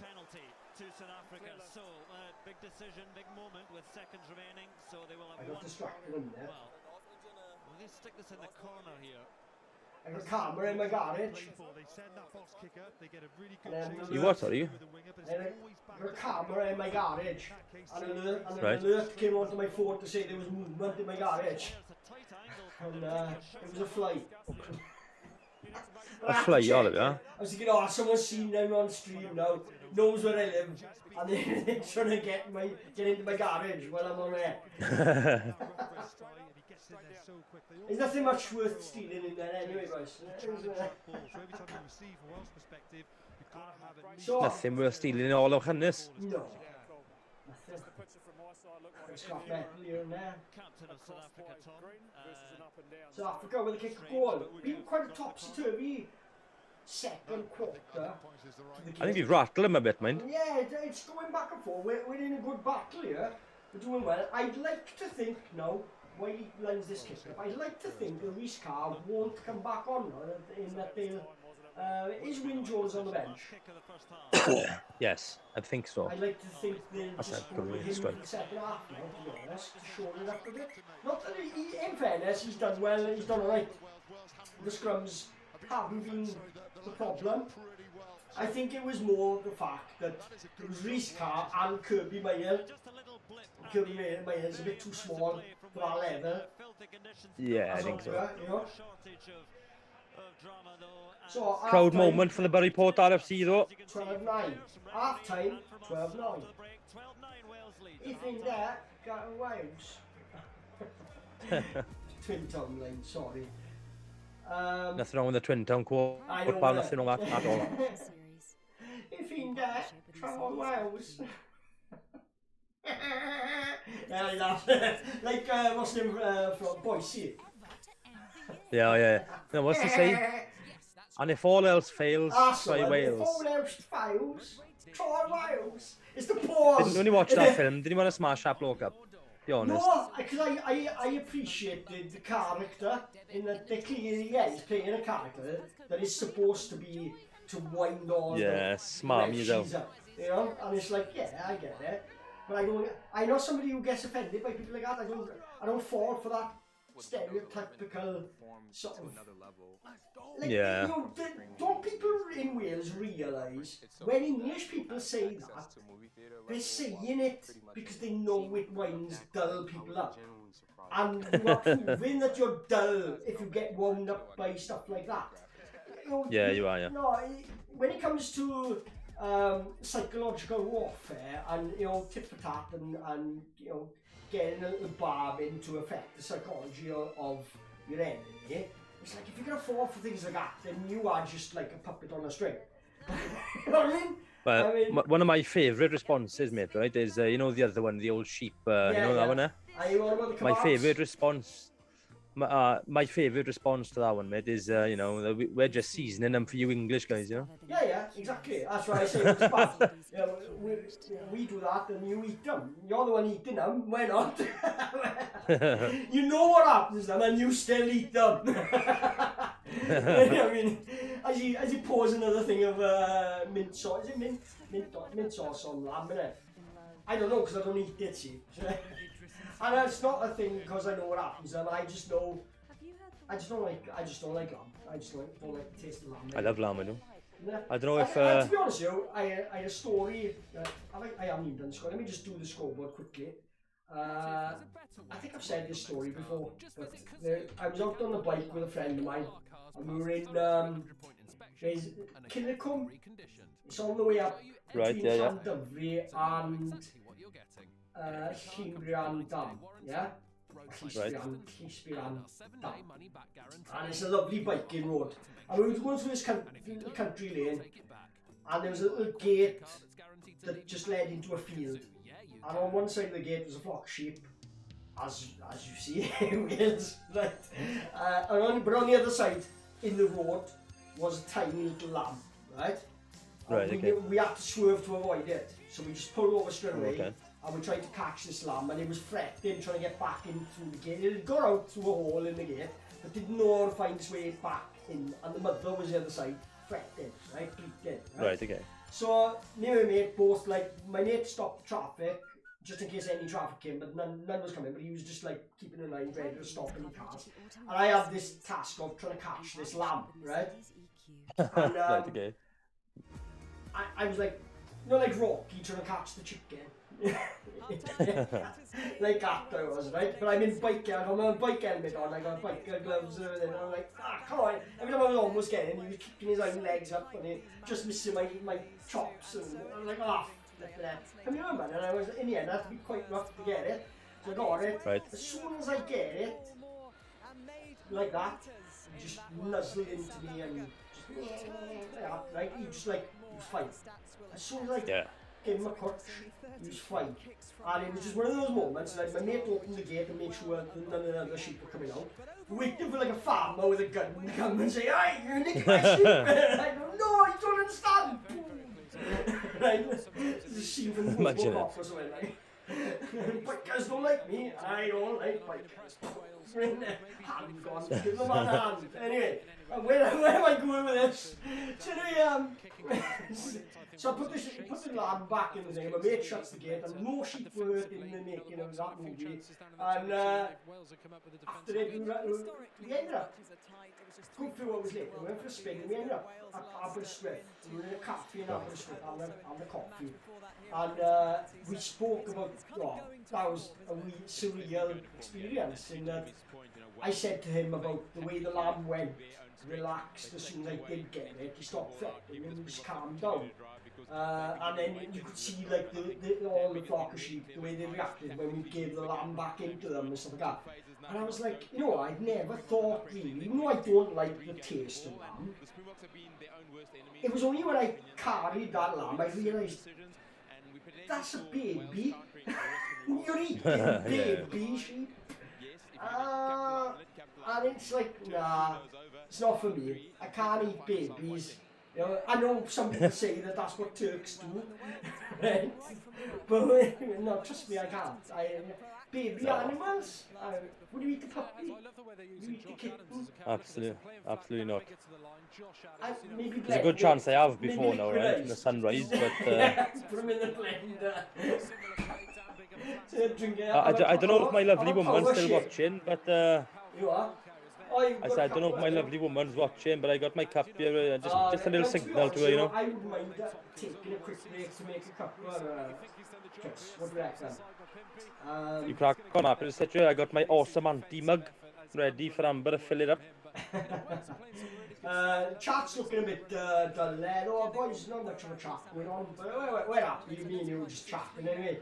To be honest with you, I'm like, everyone's when it comes invested to in the these game, open innit? internationals, I'm like, this whole channel and that, it's just a hobby. I'm not pushing it. I'm not like, it's got to do this, it's got to do that. I've got goals for future, but doing these autumn internationals, and I'm just doing it to be consistent, you know? Yeah. Just to keep footage going out there, but it's like, as for the game, I don't think there's one person in Wales, surely, it can't be that easy to please, to be excited about these autumn internationals, can you? They've never done it for me. They've never been a big... I can't remember one that I've been... Name one where you think, remember that autumn international was amazing. Name one. I can't. You can't, can you? Because they just forgettable. And that's the key. That's how they manage to get people coming back for more. More dross. You know when they have dross like last week, they'll still get, next year now, they'll play New Zealand again, outside the international window, in an illegal game, right? That's what I like to call it, because that's what An illegal game, yeah. It is an illegal game, it's outside the IRB window, okay? They'll do it again, and they'll get another sellout. Because they're so forgettable that people forget. They conned us last time. We managed to pay 70 quid or whatever it is for a ticket to see our seconds get annihilated. But right, I'm going for a cup of tea now. I'm carry on, about 2-3 minutes and I'll be back, right? You can enter You carry on, the Bob. masses. The world's watching. I'm ready for this. Yeah, this channel's global dominance rests on your shoulders now, Chris.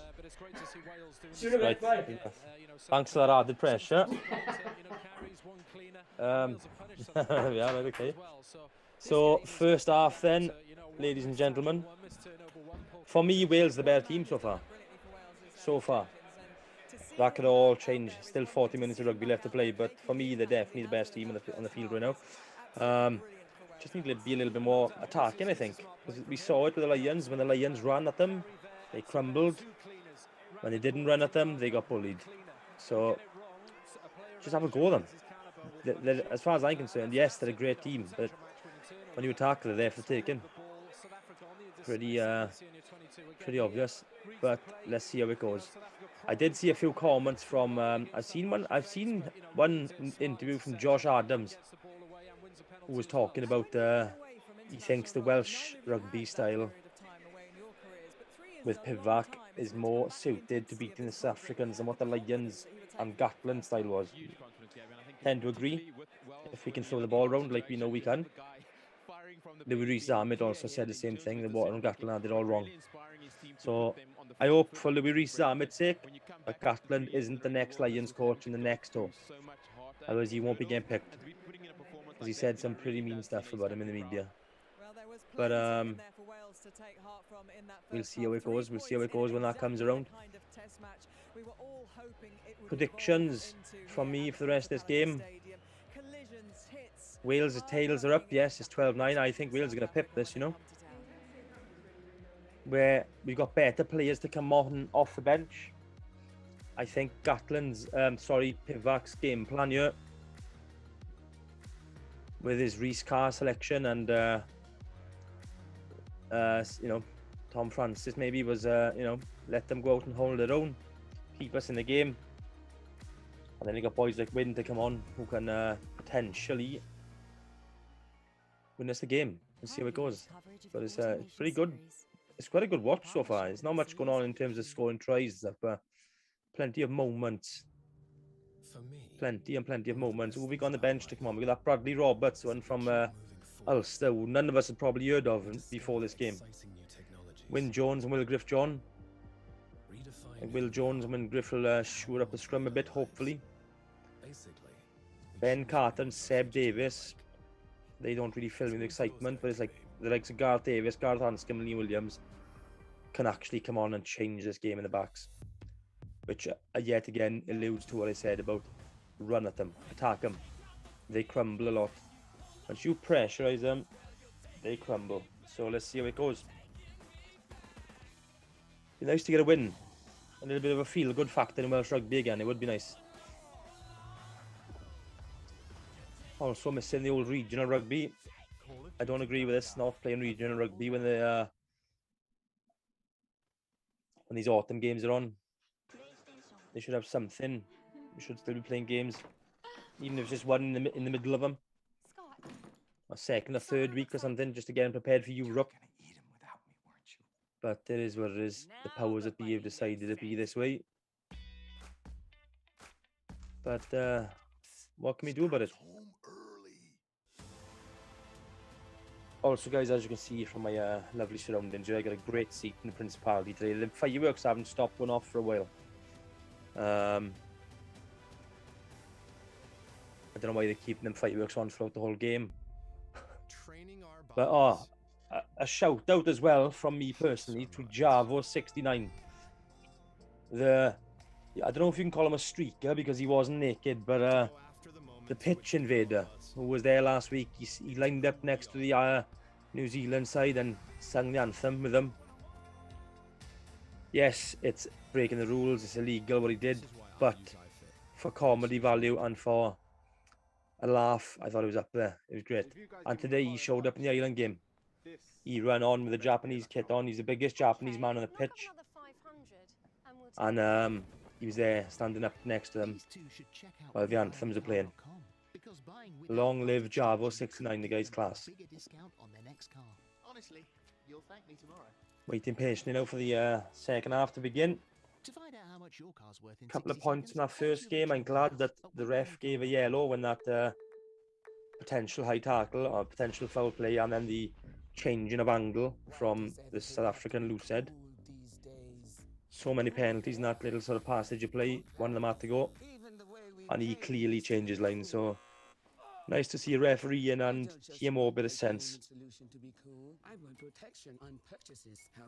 Nice to see. I do apologise, guys, if you can hear my dog barking in the background there. People setting off fireworks around us and she's going spare, but hopefully you can't hear it too much. Let's have a look at the chat, see what people are saying here.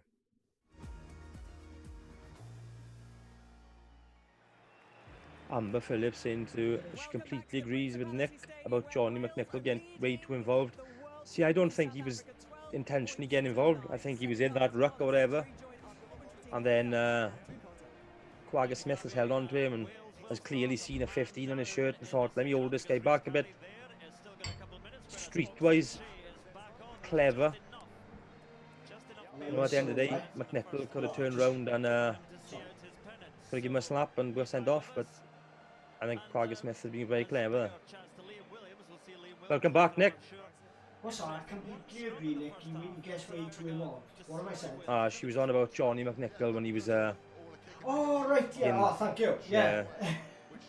No, he's just not a fullback for me. He's certainly not a Scarlet style fullback either. He doesn't play. He doesn't know how to play that position, and that position is crucial to the way the Scarlets play. if you look at the Scarlets' successful fullbacks, Yeah, they've yeah. all had the similar attributes in the way we play. They understand when to enter the attack and how, and what's crucial what they do when they enter an attack. They've got a responsibility for taking the ball. They cannot lose that ball. They're in such a precarious position when they're entering the attack.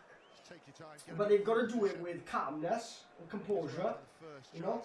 What he does good from there, though, mate, is he, you know, to defend him a little bit, he hits angles and lines really well from fullback. And he's got the flair to go as well, like compared to someone like the Halfpenny, who's more of a defensive fullback. That's all I see. No, I mean, it's just style. He'll do it now and again, but the majority of times he will take that ball up, not pass it, not look to make a break, and crab across field until there's nothing else on. Yeah, he does do then that he's sometimes, half yeah. tackled, then he throws a stupid pass and gives the ball away, and then they're in because there's no fullback. And it's the worst kind of play. You know, I mean, Wales doing well here to make South Africa look a bit ragged. And to be honest, I know they're in a bit of an arm wrestle, and then Wales are actually still a man down, whereas South Africa have got their man back now, obviously. Yeah, they have, yeah. But, unlucky Dan. Unlucky Dan. McNichol's there. Well, this is the other thing, is like so much these days you see scrum halves and outside halves going up to catch high balls. Like, that's a full-back job, they should be coming up to play it. Perhaps that's what they're trying to do, is like by kicking, they're trying to bring that full-back up and maybe turn him over quickly, and then he's out of position. Potentially, yeah. Ras, he's nowhere to be seen, they say. Having a pout. He's gone for a walk over to the Hilton, he has to sort out business. Well, I tell you what, there was a thread, you know, the rugby guru who's got a channel. I've sort of browsed his channel a couple of times, and he's a South African guy who's commentating on games on his own, very similar to what we do. But he'll do a running commentary of games rather than we're more sort of like relaxed. Rather than discussion. We're discussing things and we're in and out of commentary, whereas he is out there. Ellis Jenkins coming off. But he put a thread up to this game, and he's obviously commented on the game. And it was quite a cheeky title in that it was something along the lines of, if I remember correctly, I can't remember exactly what it was, but it was something along the lines of what the Welsh excuse will be this time when we beat them, or something like that, you know. Almost like bored Welsh people into his chat, into his thread, like, you know. I thought it was quite funny. Yeah. Right? I didn't bite, right? I'm not going to bite for something like that, but yeah, it's. But South Africa are going to be. They're going to be disappointed with this. They would have expected to. Number fair play, Wales are. Wales were honest against New Zealand. They had an honest defence. They had an honest sort of game line play to them. What the difference is between playing New Zealand and South Africa is New Zealand have got an intelligence about them, not just a power game. Whereas South Africa, they don't seem to have much. It's about they make breaks in straight lines. They play straight line rugby. There's not much angles and play and counter play to them. It's quite a basic game plan that they've got. They kick well, they challenge well, they dominate physically. And that should be, if you achieve all those things, 99% of the time you win the game. Isn't it? Yeah, let's be right fair. there.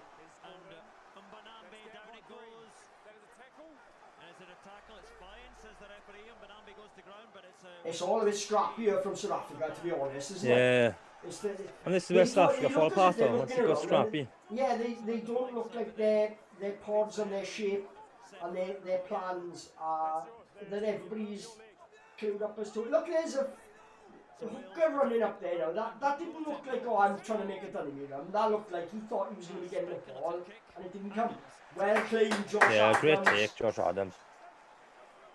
Slightly taken in the air there as well. He swung around as he landed. Yeah, a little bit. But in fairness, no damage in it, but I don't see a problem in being taken in the air as long as you bring him down properly, as long as you bring him down safely.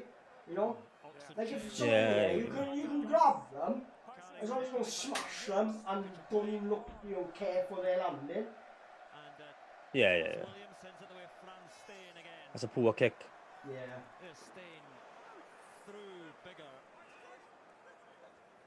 He had one thing in his mind there, damage. That's a good kick. Yeah, it was skewed a bit though. Oh no, Johnny McNichol, this is why I hate it. I know, I'm not having to go you, but it's shocking. That is him at full back. And he's costing us every time. What is he doing? It's annoying, isn't it? And no, yellow this is card's what I'm back on. spotting every time. It's not just like that's the first time he's doing it. That's why I'm reacting like I'm reacting. This is not the first time. He does it every time. In a scarlet shirt, he's a crap fullback.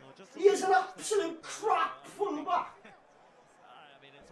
Honestly, I don't it's hard, care. because if that goes, become a meme otherwise, if I keep on if that pass goes, like, and we go on the field, it's a good thing. But there, he's got it wrong, and it's, yeah. He's throwing his stupid passes on. There wasn't even a man there close enough to give it to him. You only give that sort of pass, right, if he's there on his shoulder. There was he tries it too much, doesn't he? he? He tries it too much. Tell you. And the thing is, right, that's killed us. That could have killed us there in a phase of play that we won the skirmish. Right? Yeah, we won that yeah. phase of play. South Africa probably South Africa changed their front row, yeah, look. South Africa changed their whole front row, yeah. Am I wrong or am I right here, boys? Someone in the chat, you know, am I being wrong? Because I do want to be pulled up. If you think I'm being wrong here in what I'm saying, like, Johnny McNichol is a fine rugby player, but he's a terrible fullback. He is It's his decision making, it is. Terrible fullback. It's his decision making. We've seen him do that from wing as well. I don't trust him on the I-ball that much, to be honest. He's hit the miss with the I-ball. His position of play is dreadful. He's not Barry Davis and the boy was he. He's a liability in attack. I'm saying 90% of the time that he gets involved in the attack, he gives the ball away. When he's up from full back, he kills any team he plays for at full back. I don't blame Johnny McNichol. You can't blame Johnny McNichol, right? He is what he is. It's like me asking me to play hooker or tight dead prop, right? It wouldn't be my fault. You can't blame me that I'm not up to the job, right? And you can't blame Johnny McNichol for not being up to the job as an international fullback. He's not a club fullback. Why are they picking him there? Have I gone off on one? I think I have. Not at all. No, you're right in what saying. He just tries it too much, that little bit of a flare off the floor pass, when it's not needed. Sometimes you just recycle it. At fullback, you've got to have a good footballing brain. You know? Yeah, like then that guy could have popped that off. You've got to be able to come in to the back line and maybe. Oh, look at that. And they come to the tackling now. They're scoring, yeah. There he is. He's finally come back. Oh, well, look where he is now. Not because of we're talking about him. Watch where he is, look. Where is he? He's way out of position. Sets it back and Wales set their defence. Dallender into Jonathan Davis. Yanches again and defiant cries of Wales in defence. He's way out. Where's he going? If this comes back left now, he's. I know. I'm watching it. Look, because I'm highlighted it. I'm watching him go myself now as well. Yeah. He's out on his feet. And every phase of that play, he's been out of position. I can't believe South Africa haven't spotted it yet. Come in. It's coming. You can feel this. I mean, the forwards are doing their best here. The backs are killing him. And then one of the forwards needs to give him a slap. A few of those backs. Good tackling with Tompkins there. Was it Tompkins? No, this is Tompkins there. Head up on him, man. That's it.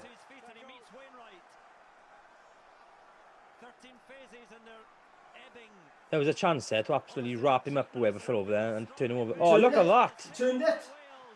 Finally, McNichol. Finally. does the right thing. Poor kick.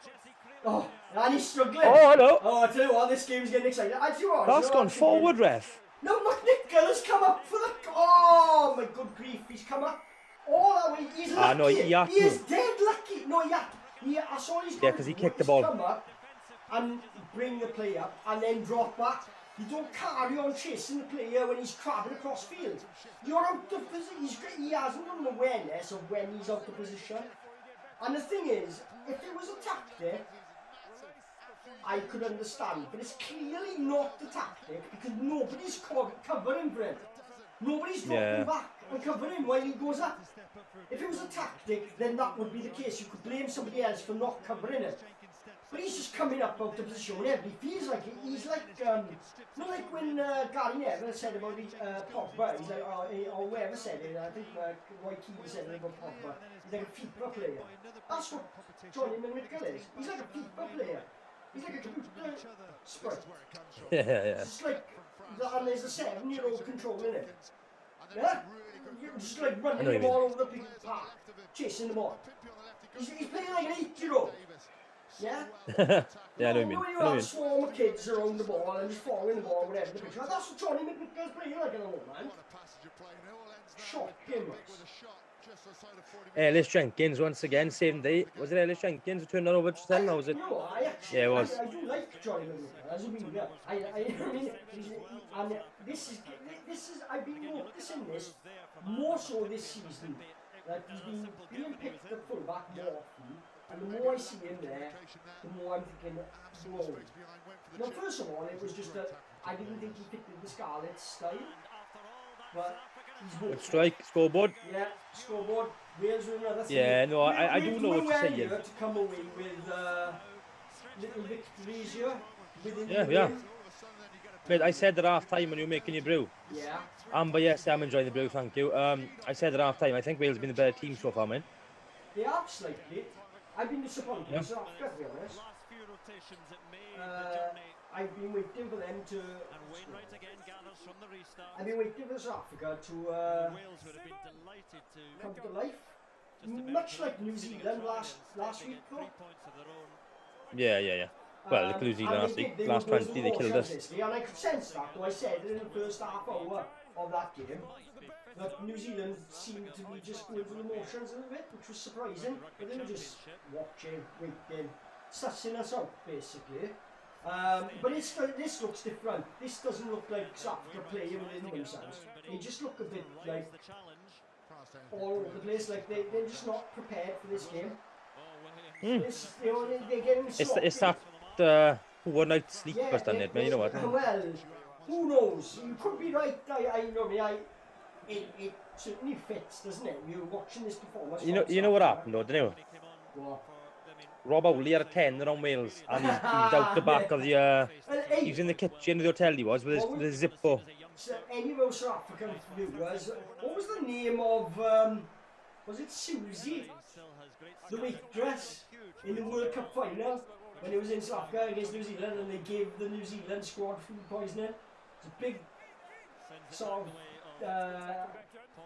debate about that. Do you remember that? I don't know, but I can imagine it. Oh yeah, here's this poisoned rabbit, give it to the boys. Well, you know, it was the World Cup with Nelson Mandela and they made the film of it and all this. Well, they were playing New Zealand in the final and New Zealand made claims at the time straight away. They said there was a waitress, her name was Susie, and she poisoned all the players by serving them their food, basically. She was popping it. Did she have a medal after they won it? Well, this is it. I think she met Nelson Mandela at some point, and they're very, very happy to have you as a servant for South Africa. A private, what's the word? Convention with Nelson and the boys, like. Sidemen from the someone have Nintendo for me. I'll sub. Nintendo. Genre. You lost me now. Sidemen funny clips.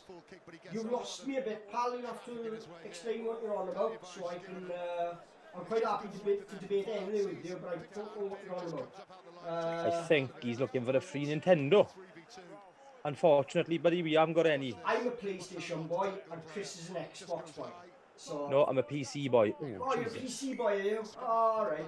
Into Stream and all that, do you? Or Steam or whatever it's called. You need to go low there. It's a brilliant thing to do. I'm busy, you got the wrong channel, mate.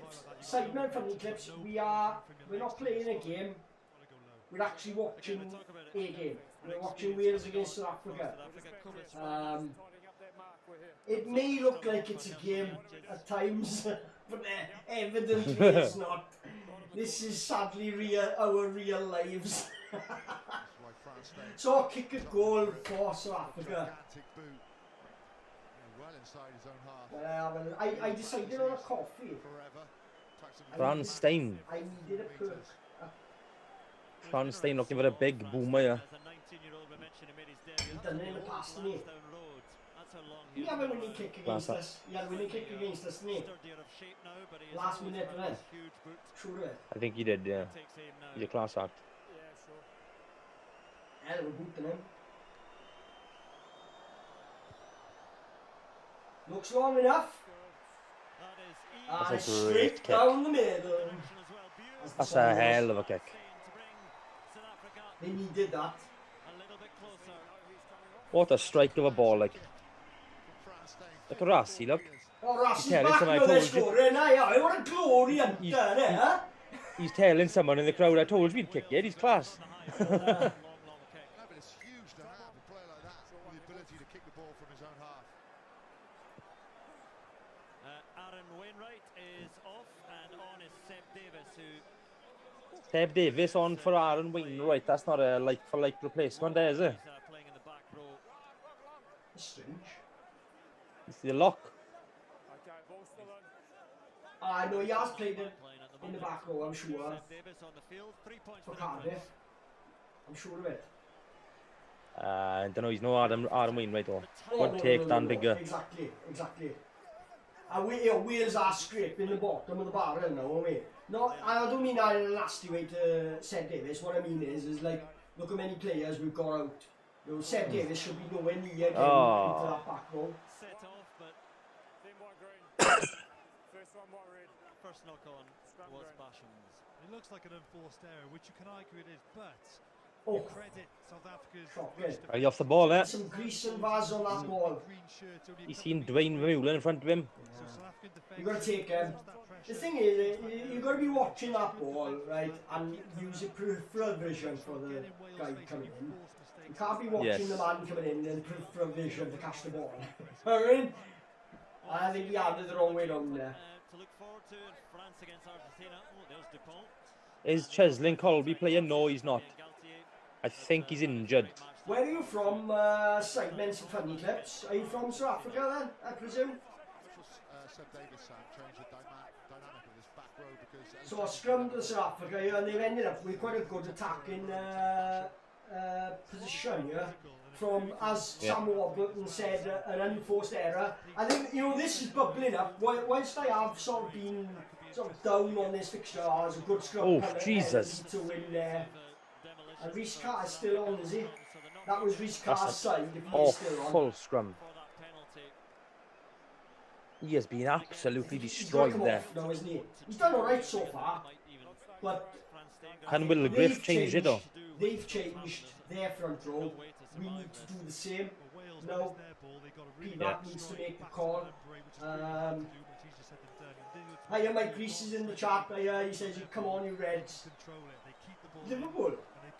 Liverpool fan, you. Come on, you Reds.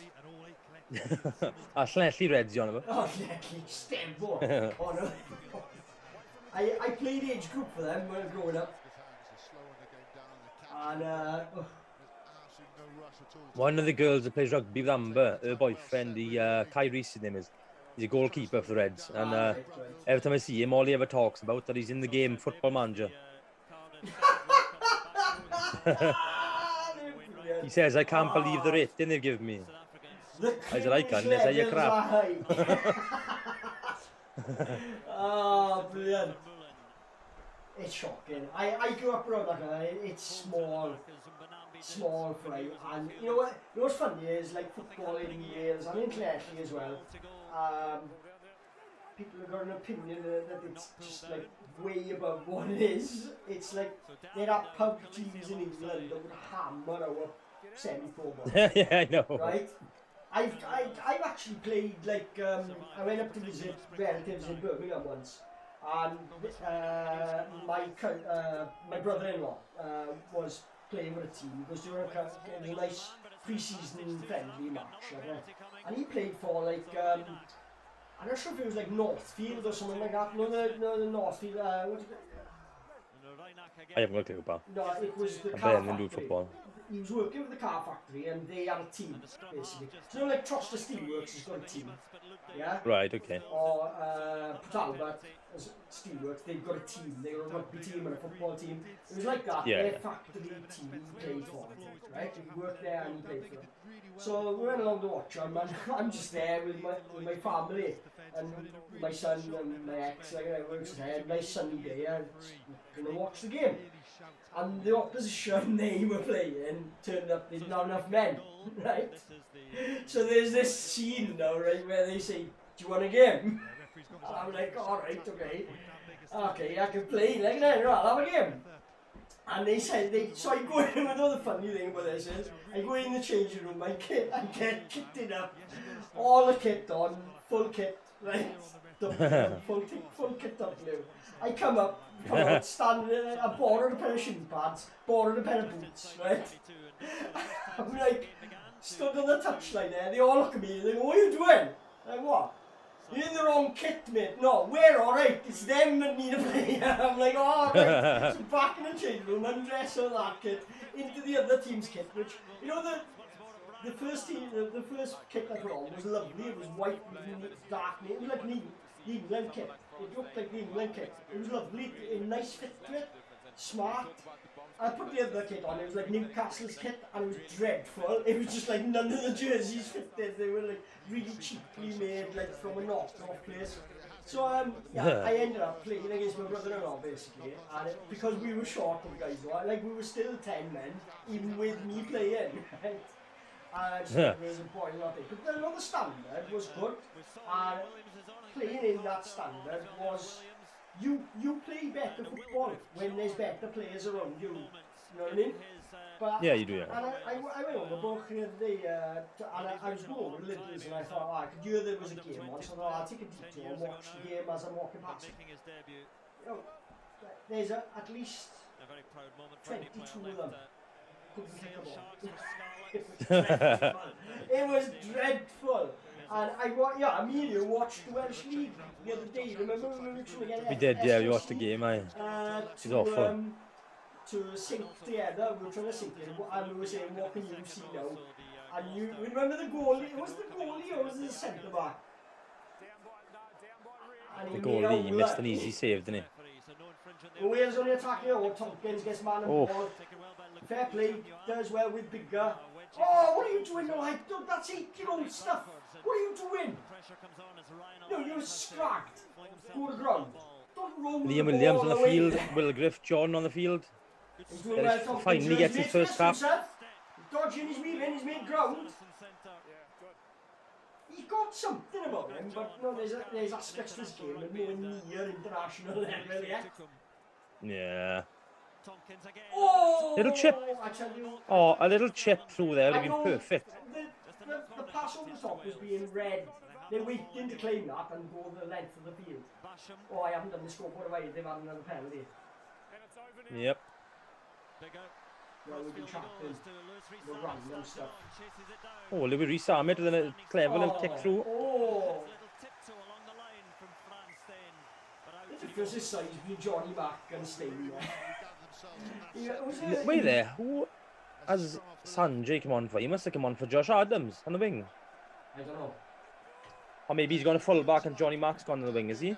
No, it looks like Sanjay's come on the wing here, look. This is crazy. I didn't notice that penalty, obviously, but this is. I got a feeling when I went down for my coffee, I was thinking about the second half. Now I was like, actually, this game out of nowhere. This second half is. This next 20 minutes now is like, oof, it is actually. We're in with a chance to win this, so suddenly it is. We know it would be a good springboard for Wales after last week. Yeah. To re-establish themselves.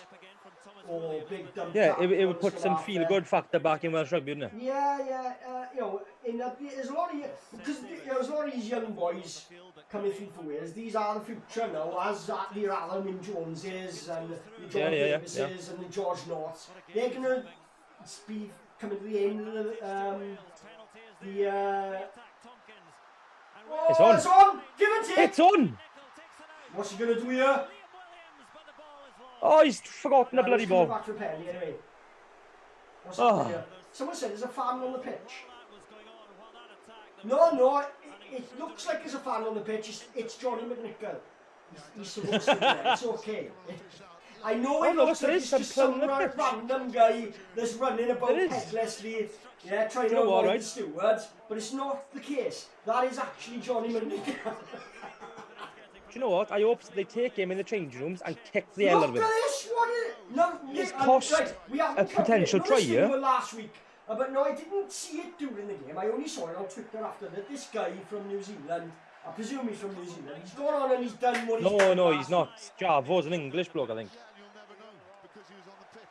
But that is awful. Did he affect the play? He's affected the play as well. Yeah, he has affected the play. Yeah, Sanji's had to do a spin and stuff. In football, right, that's a life ban. If you step foot on the pitch in football, it's a life ban. And to be honest, you know, in certain circumstances, you could be looking at a prison sentence. Yeah, I think he should be. Right? What an absolute clown. I genuinely hope. Sharp shot. You went to that pitch, right? You are on no legal right whatsoever. You should have the book thrown at you. Those players don't deserve to be put at risk. It's different now. It's not, it's not funny anymore. It used to be funny to watch Steelers chase a guy. We've got different threats now, right? With regards to terrorism and things like that, right? So you can't, anybody on the pitch, coming on the pitch that shouldn't be there, deserves to, they should be dragged out and have the crap kicked up to them while they're being bounced into the cop van to go to court in the morning. I don't care how much you have to drink, but once again, you've got to ask the question, stewards not doing their job properly to allow it, right? But the problem's going to happen now is, all the people in future games on the lower tier are going to have their match spoiled by standing stewards now, ready. That's what, like the security's up. Or they'll put a cage around the ground. Yeah, exactly. They're gonna have to implement things now where they're gonna have to put more stewards in place, blocking people's work. Millennium Stadium's got minimal security, which is the one thing it had going for it really, and that it was, for a rugby game, it's quite pleasant to watch it. That's at the line, isn't it? No, it's in. No, just in. No, that's awful. Whoever that bloke is, I hope he has an idea. But well, it caused a lot of controversy last week, and it's obviously a copycat thing now. And last week was different. It was done before the game. There was nothing happening. It was obviously the anthems, but it didn't impact any play or anything. Sanjay could have scored there. That's a bet. Is that what Sanjay was thinking about in that? Yeah, he's complaining of that. Yeah. But what can you do? What's the precedent for that? I mean, remember when the ref can't exactly red card this week, South African? And this is the thing now, right? That South African fan went on the pitch and rugby tackled McHugh. Remember? Do you remember that? Yes. Against New Zealand. Yep. I mean, you could have been. I'd be interested to see where he was from. Was he a South African fan? Trying to stop. Oh, God knows who he was. I think he had Welsh jacket on. Surely you do it when South Africa are attacking, at least. Isn't it? Yeah. Run on and smash it to bit. Absolutely disgusting. I hope the book is thrown in. Everything that's capable to be thrown in. Oh, get him. Oh, he got taken up by his own man. What is he doing? Do you see that? Oh, this is dreadful. Yeah, this is dreadful. That could have been a lot worse. He had him lined up for that pit up and he got clapped by his own player. Yeah. That could have been a lot worse though. They've kept his car on. I'm surprised by this. In 67 minutes, you know, and Reece Carr's still on. And he's had a half decent game, don't get me wrong. Compared to last week, I did pin the blame on him. Oh, no! That's offside. No, he's come back over Welsh hand, didn't it? Ah, that's it. Did have a look at this, I think. And it just appeared in the arms of Etzebeth. This is the problem. I tell you what, right? Goes to South Africa. Wales have done so well in the air, but the one kick they don't That period of play was just all over the place, and it stemmed from you were just like not organised there at all. No. Well, to be fair, they were expecting the box to get a little bit longer than what it did, mine. They start here, look, bang! He takes him out! He takes him, he's open, what is he doing? Who was it that took him out? I think it was Louis Armit and Josh Hard. I don't know And who it was, actually. Tompkins tackle there, what is he doing? I don't know what he was having like a moment. He's like, he's having like doing body spasm or something, I don't know. Oh, it was on a tackle, was it? It was on an attempted tackle. Just have to confirm, is there offside? Sidemen, thanks for tuning in, pal.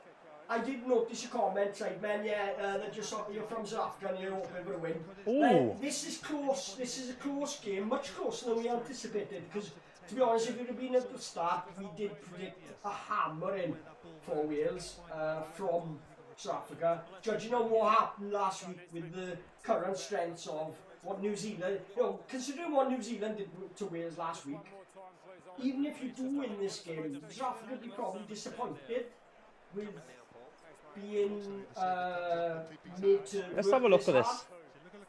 Who does it come off? No, I don't know, mind. No, I don't know. Josh Adams. I think it's the That hand 11's off. left hand. That hand off on Tompkins. They actually not going to give it, they? No try, the ref saying. Oh, they didn't retire. If it was like looking at who the ball came back off, it didn't go forward off a South African hand. It went back off a Welsh hand, playing him on side. But the problem is, he was already in a position where he hadn't retreated from the kick. So it is the correct decision. If he had have retreated and found himself in that position, it'd have been a try. It would have been fine. Well, we got an exciting game on here now, and there's 12 minutes left of this. There's something else there for Rassi Erasmus' video. Well, yes, I'm looking forward to the Razzie rant. And more about the... We might go live and react to it, to be honest. Now. You know what else he'll do now? He'll have a go about the street girl on the pitch. We need And to someone will comment back saying he done you a favour, boy. The nationality of the street girl first. Oh, well, he's not a street girl. An invader. That's what he is. Not a street girl. He has clothes on. Is it awful missed tackle by him, huh? What a turnaround.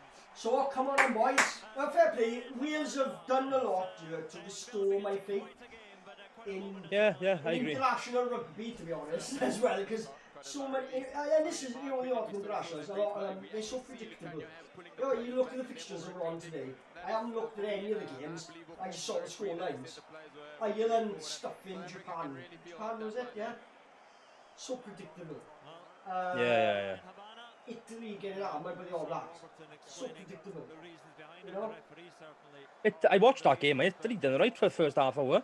So did we. I was very surprised. And actually, they had a better scoreline than what we did, didn't they? Was it 47 boys to 9, I think? Something like that, yeah. 50 anyway. Yeah? Yeah. Well done, boys. I think Ryan Elias has played a lot better today. Yeah. But He's having a shift. I think the style of play from South Africa has suited him better. I think the technical ability and the tactical nous of New Zealand was way too much for him last week. He was, you know. This one, yeah, look, giving his missus I a know, little you see, cut. I zoned in on him, but he's 2 sheets to the wind there. Yeah. He didn't even look interested in the game, to be honest with you. He's only gone for her. He's a football boy. I don't know. Hey, nothing wrong with that. I'm a football boy. Oh, no, it's wrong at all. He's just a football boy, not a rugby boy. He's gone to watch it, and in football now, there'll be a red card. He'll chase the penalty here with a mighty effort. Better scrum, Wales. Well done, Will Griff, John. I tell you what, I'll make a prediction here. As I say it. Oh, penalty in the scrum then. Cow As goes I on. bloody say it. Cow goes on. Cowdo get the winning score to seal the win. Right? Cowdo get a try. Right? Might even be an interception. Okay, there's my claim. You're calling it. I'm calling that. Yeah? And I'm opening up these two. I love Cowdo. I think he is the I'm going to go complete different way to you, mate. he is so underrated, Cowdo, because I'm not being like thing of, yes, he's got limitations to his game, but he doesn't let them affect his game too much. He achieves far more in the game than, like Thomas Williams and other scrummers. They've got far better attributes, but they don't use those attributes too much. Yeah. Effect. I'm going to go a different way here. If it's going to be a winning try from Wales, right? Penalty, we're going to rumble him for about 25 phases, and Will Griff John's going to roll out and score under the sticks on his first cap. Big Will Griff. So you're going Will Griff? Yeah. Or the Ulster hookers on, what's his name? Is it Rogers? Oh, Keith Lemon. Keith Lemon, man. Roberts. Adrian Roberts. Something like that. It's like everybody was like, who? Nobody ever knew him. All the Ulster men and the Irish people were like, he's Welsh. Bradley Roberts. Nobody knew. Not even him apparently until Wayne Pivac. Grandmother from Llannon. Apparently your pet hamster was from Llannon. What's the connection then, Bradley? We had a caravan in Pontyclean. In Pencrook. I love that name. Pencrook. Here we go.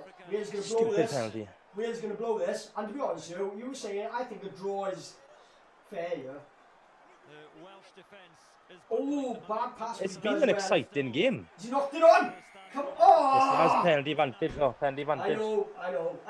You know what? I was screaming at the fact that I'd forgotten they was playing advantage for the penalty, and I got carried away thinking, oh, it's a knock on, it's on to go.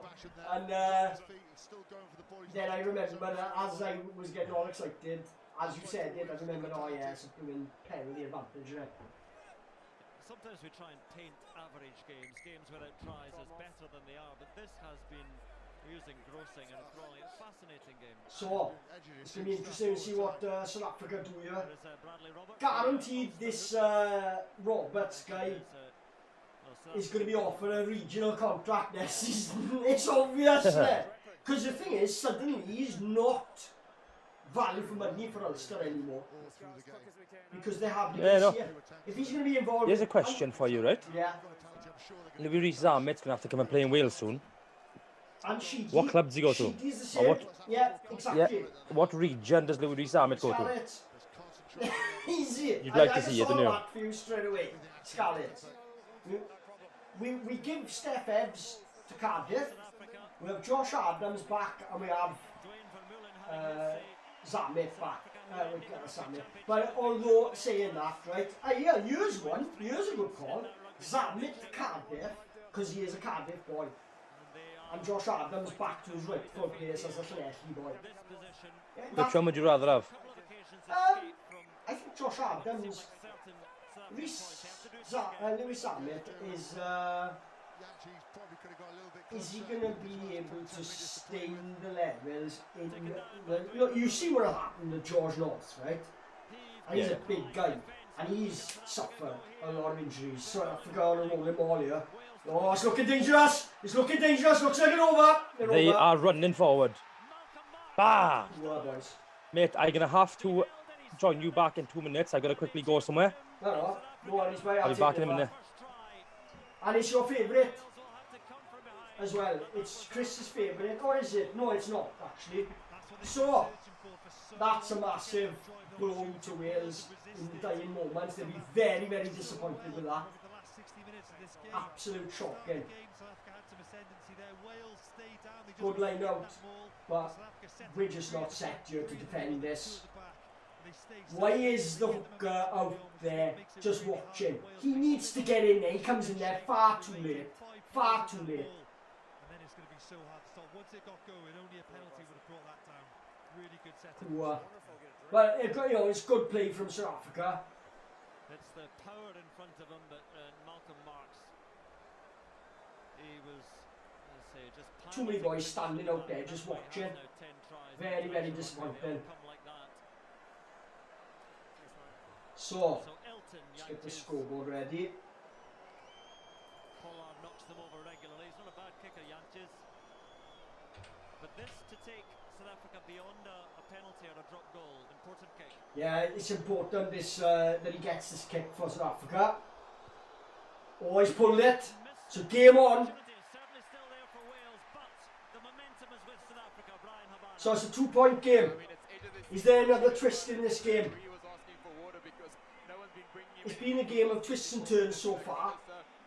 And for somebody who wasn't that really up for this game before the kick-off, it's sort of it's been quite an exciting contest that has drawn me into, like, oh no, it's been enjoyable. So, restart, South Africa take it in. Could be a penalty there. Almost a turnover. Ref doesn't want to know. Wales desperate to avoid any more scrums is the one certainty. South Africa looking to have a nice exit here. Bit too long, still 5 minutes left. Too long for them to really play down any sort of clock. You'd like to think that Wales will have another chance to get into the scoring zone. Johnny McNicholl will good take and present and does the basics well for once. Oh, there's a rip in the tackle there. That's a magnificent rip. Poor play by Wales. Too lethargic, too slow. And South Africa seem to have got up a gear now in this last couple of minutes. And Wales seem to be, after making the changes, seem to be a bit everywhere. Sanjay with a poor take there. South Africa back in right where we don't want them to be, really, attacking, and if they get like any sort of score from this now, it's game over really.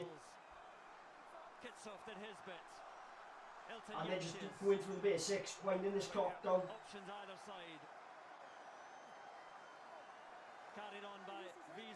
Holding on. Oh. I thought Basham had his hands on that then.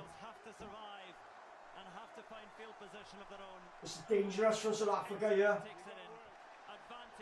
Oh, and they got the penalty. This is exactly what we feared might happen.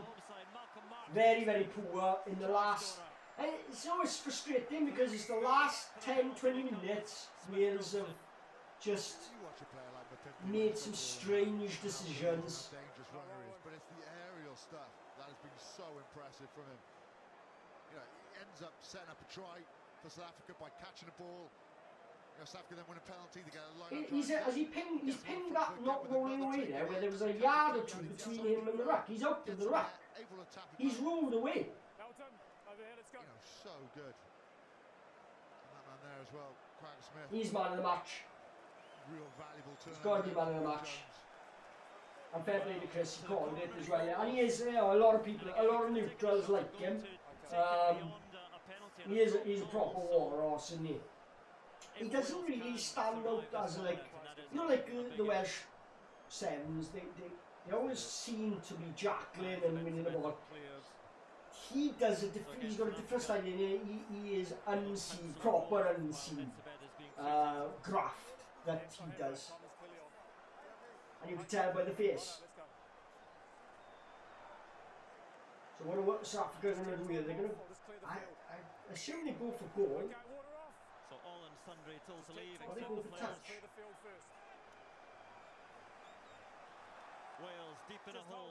2 points behind. Yeah, they go for the corner, right? Yeah, they kicked it. All right. Well, and well, why wouldn't they after the last rolling ball? And this is all it would take. This is the frustrating thing, right?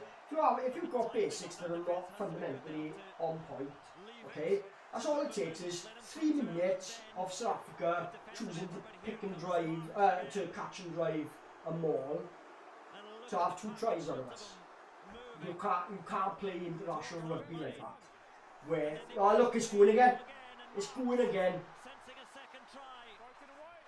Still there, Malcolm Marks. They've done more luck than judgment. They managed to snap that out.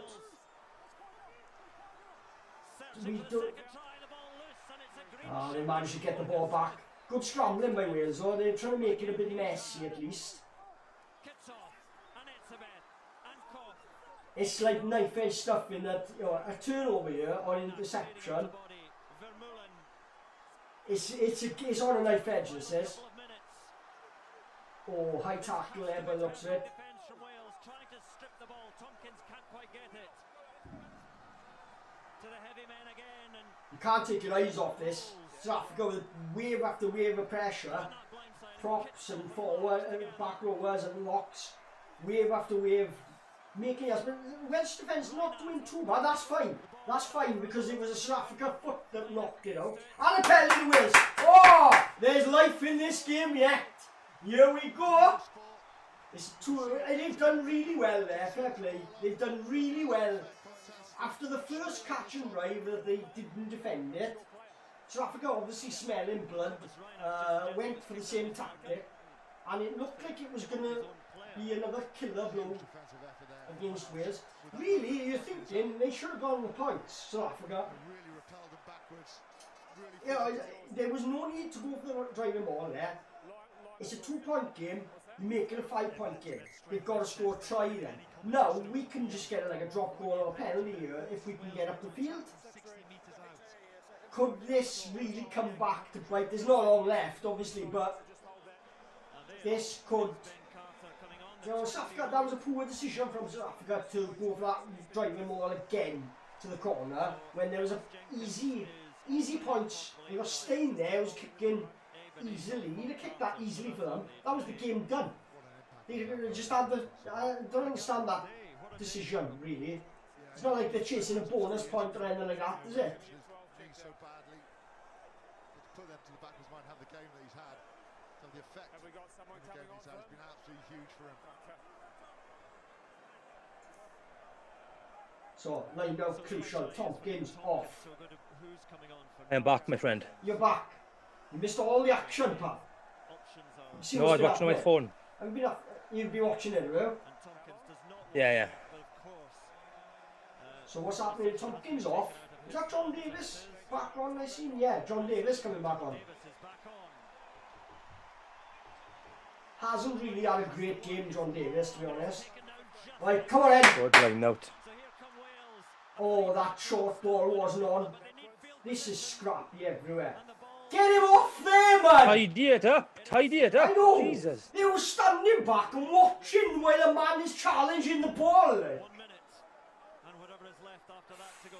Frustrating watch. As Beard Oh, takes no it. interception passes now, boys, please. Just good enough from Johnny. You know, No, he's missed it.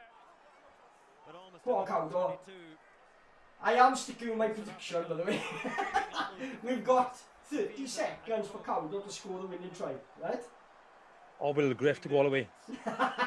From here. Back Oh, inside this is the poor. 22 as Adam Beard carries. He's got it in him. Look at them legs. Yes, yeah. Ah, the penalty, the South Africa came over. They'll kick us. Oh, no. Shocking. Kitsoff takes the applause for his efforts. He's a class act, man, Stephen Hey, Kitchoff. they're celebrating here. This could hit the post, come back, and we score. Before we have this penalty, Yeah? Because it's got to go out to play the South African would from like the to kick. have. Well, look at the clock still running. They're going to tap this and Why put it is off the it- field. Why has he blown up, is he? No. What's going on here? I'd love to see him slice this, re-catch it, run down the field and score. Francois Steyn has returned the ball so well from deep, kicked the ball so far in open play to create and gain territory, kicked off the tee well. They should have kicked the first penalty though. There's, you know, it was strange for them to go for the corner when it's a 2-point game and it was an easy kick. You know, kick was central. Yes, yeah. Well, many of the Wales spectators start Can you imagine if it did hit the post? that this is the final kick in the Ah. match, and that their chances Come on, if it had hit the post, I'll just update the scoreboard in a minute. I'll just, between these get two them sides, but it is finally a victory Much, for much better performance. better. And I said before the game, you know, all they've given to this game. South Africa struggled there to match Wales from large parts of that game, and that's a Wales side that is in transition, let's put it politely. Yeah, this is a Wales side in a big transition. We've got a lot of the experienced players we've got are either coming back from injury or out of form, or both. And the rest of the team is youngsters. Sanjay even, he hasn't played a game of rugby for us yet this season, he hasn't. right, at regional level, and he's just had his appendix out the fortnight ago. It's no, I don't know. But it was a good game. I enjoyed watching the game. It was quite entertaining. Yeah, it was. There's always one knock for South Africa, mate, is muscle, sheer muscle. Yeah, with that rolling on, that's all it is. Not throughout the game though, their muscle wasn't giving us that much problems, we were dealing with it. It was brain farts from Wales. Like knowing that Rhys Zammit was going to ankle tap that guy, he was going to have a clip of his ankle to just slow him down, and nothing would have happened. I know that try got disallowed, but it was a momentum shift. Wales were on top at that time, and we allowed South Africa to just go into a mode of up in the gear. They had a little bit of positivity to build on, and our edge just dropped. And after, straight after that then was that rolling wall basically that they had just after the disallowed try. I didn't catch who it was. I don't know what they were trying to do. Right? The South African guy was alongside them. Rhys Zammit's player, and he runs at Rhys Zammit, slips and takes Rhys Zammit out, who is just about to ankle tap that player. Yeah. It was ridiculous, and I saw it almost off screen. I saw it live happening. I was like, whoa, what happened there? Why did he? Because I was watching Zammit see, I think he's going to get an ankle tap there. He was closing him down. He had the pace to catch the arc of his run, and he was going to make a last-ditch ankle tackle. Crazy. So, yeah, the 6 people. And that guy came on the pitch, we could have scored. Sorry. Go ahead, Chris. I was saying that guy running on the pitch as well, if he hadn't been there, Sanjay had more room to run, he could have potentially scored or, Yeah. I'm not going to look for, what do you call it, where you're grasping at straws, right? I'm not looking for excuses as to why we won or lost. To be honest with you, I don't care either way. Anyone who knows me, I'm not that bothered about Wales, to be honest. But I'd rather see them win than lose. But at the same time, I'm not somebody who's this. But if that had happened in a Scarlets game, and Scarlets were attacking, I would hunt that man down and gut him like a fish. Honestly, if that had happened to a Scarlets game, and we're about to score, and some idiot, honestly, I'll tell you what it's akin to. Do you ever remember watching that Liverpool game? When Liverpool were going for the title, and they were playing, I think it was Southampton, and a fan bounced a beach ball. All Liverpool fans were in the atmosphere because they were going for the league title, right? And a fan bounced a beach ball onto the pitch, and it landed in front of Pepe Reina, the keeper, just as it was either Stoke or Southampton, I think it was. And they shot a shot, and it hit the beach ball, and the beach ball went one way, and the ball went the other way. And Pepe Reina was stranded in the middle, and the ball went in for a goal, and the ref gave it. The ref gave the ball, and it cost us the league, right? That's what it's like. In that, that fan is going to live the rest of his life. Well, that's you, mate. He should have that framed on his bedroom wall. Every time you wake up in the morning, first thing you see is what I don't want to swear. What an idiot you are, right? Sort your life out, okay? You are a clown. And it's these sort of clowns that get attracted to this event. That's what the WRU will promote. This is what they're promoting. I noticed after the Welsh boys' heads kind of went a little bit. Yeah, you're right. Because Sanjay was going off his head. What's going on here? We can't have that, blah, blah, blah. I'd be interested to see what nationality that fan is. Oh, he's not a fan. I'm belittling the term of fan across the world, whether football, rugby, anything. If I call him a fan, he's not a fan. He's an idiot, right? He is an idiot, I agree. And whether or not it did cost us the game, the effect was it caused us a problem. We didn't need that to happen at that point. We needed concentration, Because South Well, Africa Sandri had to are- spin away from him. Yeah, where the two sides are right now, okay? South Africa are in a better place than Wales are right now.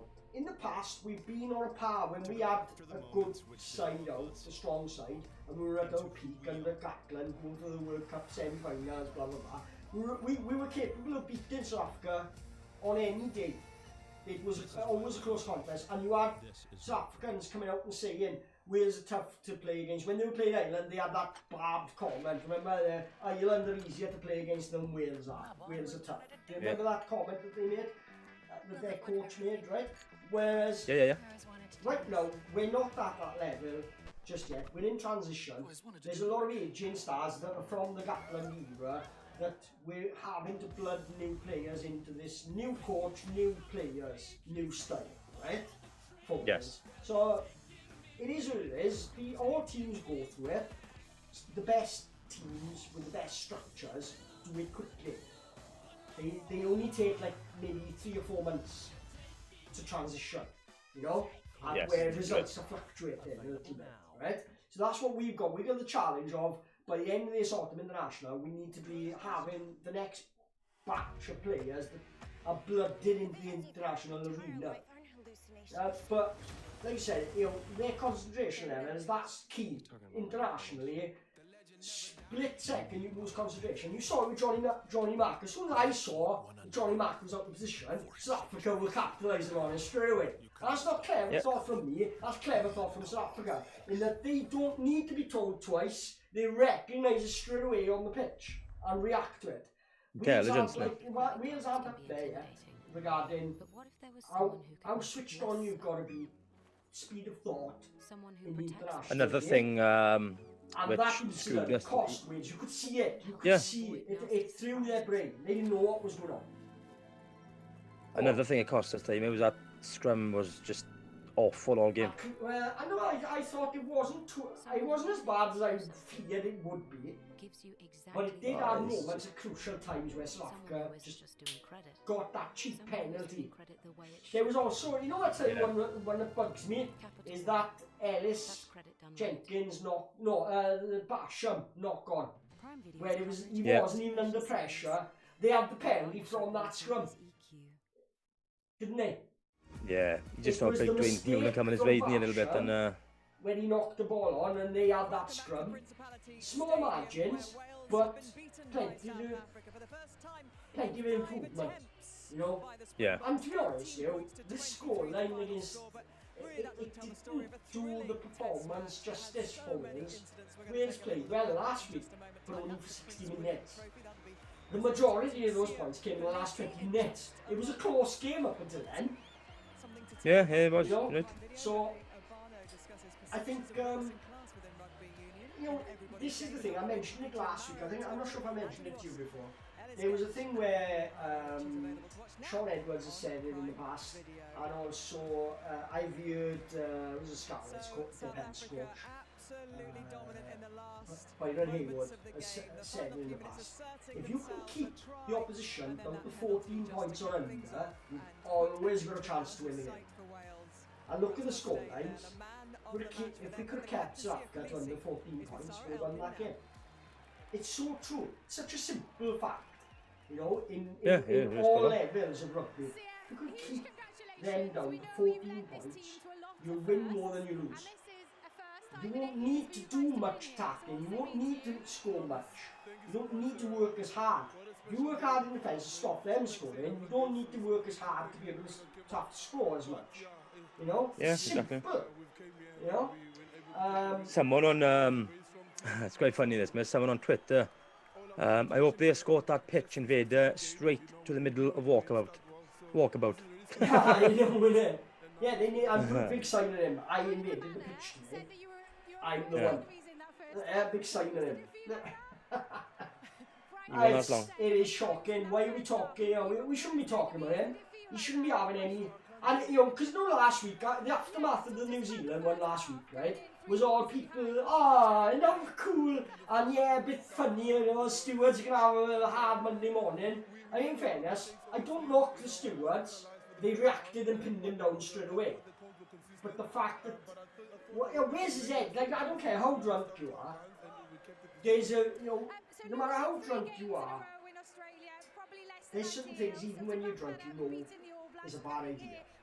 Yeah? It's a criminal offence all around that stadium. There's There's signs everywhere. It's a criminal offence to go onto the pitch. Do not come on this pitch. It is an offence to step onto the pitch. But yeah, it's literally an official crime to do that now. The thing is, rugby does need to learn from football here. They need to have that law in place. If you set foot in a rugby ground illegally so, it's an instant life ban.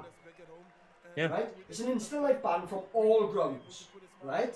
In that, so for every Wales international, he's going to report. Because I tell you what, right? I've got a couple of friends that got caught up with this indirectly. In that they were drunk and disorderly, but they got arrested for crowd disturbance behaviour at a football match. Right. In that they were caught just larking about and ended up getting arrested. They weren't involved in football hooliganism, but because they were at the match and they did something wrong and got arrested for it, right? One, I think, he kicked the drain pipe, messing about. He laughed when he did it, and he just did the drain pipe, right? And it caused damage, the drain pipe fell. And he was laughing, but the police saw it and just arrested him. It's criminal damage at the end of the day. He held his hands up, right? But you know what? You know the outcome of that was? Because it was at the football game, or just outside the football game, it became a football offence, right? And the football offence, then, every time Wales play, or England, an international, he had to report to his local police station. Anytime there's an international abroad, he's not allowed to leave the country. If he goes through customs with his passport, it'll come up flagged saying no, you get arrested. That's insane. All because of that, like, all because he kicked the drain pipe outside a ground, basically. That's how strict it is, and that's the fallout from it, right? So these boys who do actually commit football hooliganism and get arrested for it. It's like, is it really worth it, boys? You know what I mean? But the reason I'm bringing this up is, like, we've seen 2 incidents in a row now, and I've got full support for football fans. They've said this for a long time, football fans have, and I agree with them, okay? When you walk through Cardiff on International Day and you see the drunk and disorderly people, if that was to happen in a football game, the police would be arresting everybody. But because it's rugby and it's Wales and it's international and they've got a flipping daffodil on their head, right? They get away with it. And football fans have long said this, and I agree with them, right? Because I am a fan of both, okay? I agree with it. There's instances like this now. If I was a football match, he's having a life ban. So why isn't he having he's got to have a life ban. It's the same stadium, it's the same, it's a sporting event, you know?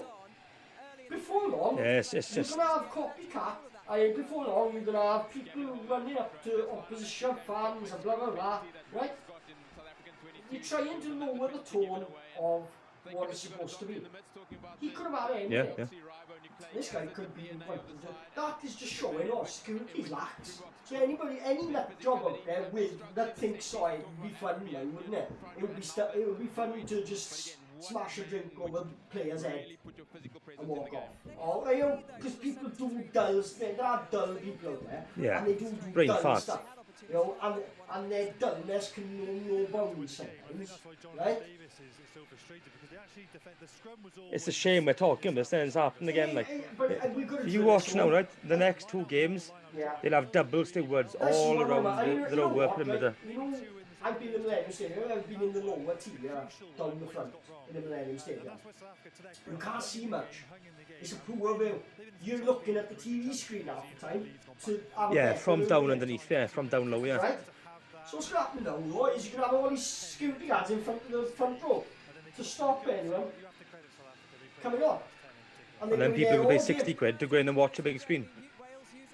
But it was interesting you said apparently the bars were shut due to lack of staff. Is it because there's a staff shortage, maybe? I mean, at the end of the day... that's what they said, They didn't know. He didn't make it far. Yeah, there's a fan, they're showing it now. Look at that. Look at this. There's 2 of them on there, is it? Or is that... Who are they? They're not. Well, no, They're it's not the security Stewart. dragging him off. Look at that. If he weren't there, he wouldn't have had to turn there. He could have just run straight and hard and potentially, you know, slipped a pass back inside. Look, he's had to turn around him. You know what Do you know what I mean? Sanjay should have done? As he's running past, is Stamped on his head. A boot on his head. There you go. You want to come on a rugby pitch now? You know? You know what? If Yeah, Sanjay I hate had done that, that, though, no, if Sanjay would have collided with that player and injured Wouldn't himself, have played again. or injured, come on, you know, right? I bet you, right? If Sanjay would have injured that invader, right? By catching a straight boot to the head, right? That fan would sue. Oh yeah, and Sanjay wouldn't probably wouldn't play You would have a again. solicitor in this country willing to take that case as well, right? You would. Crazy. This is a professional sport with livelihoods on an Yes, I'm listening to Brian Abana, you know. It's dangerous as well. Yeah. Let's be honest, that's dangerous, isn't it? Yeah, spot on. Running out here, flat out, you know, you get dangerous for him.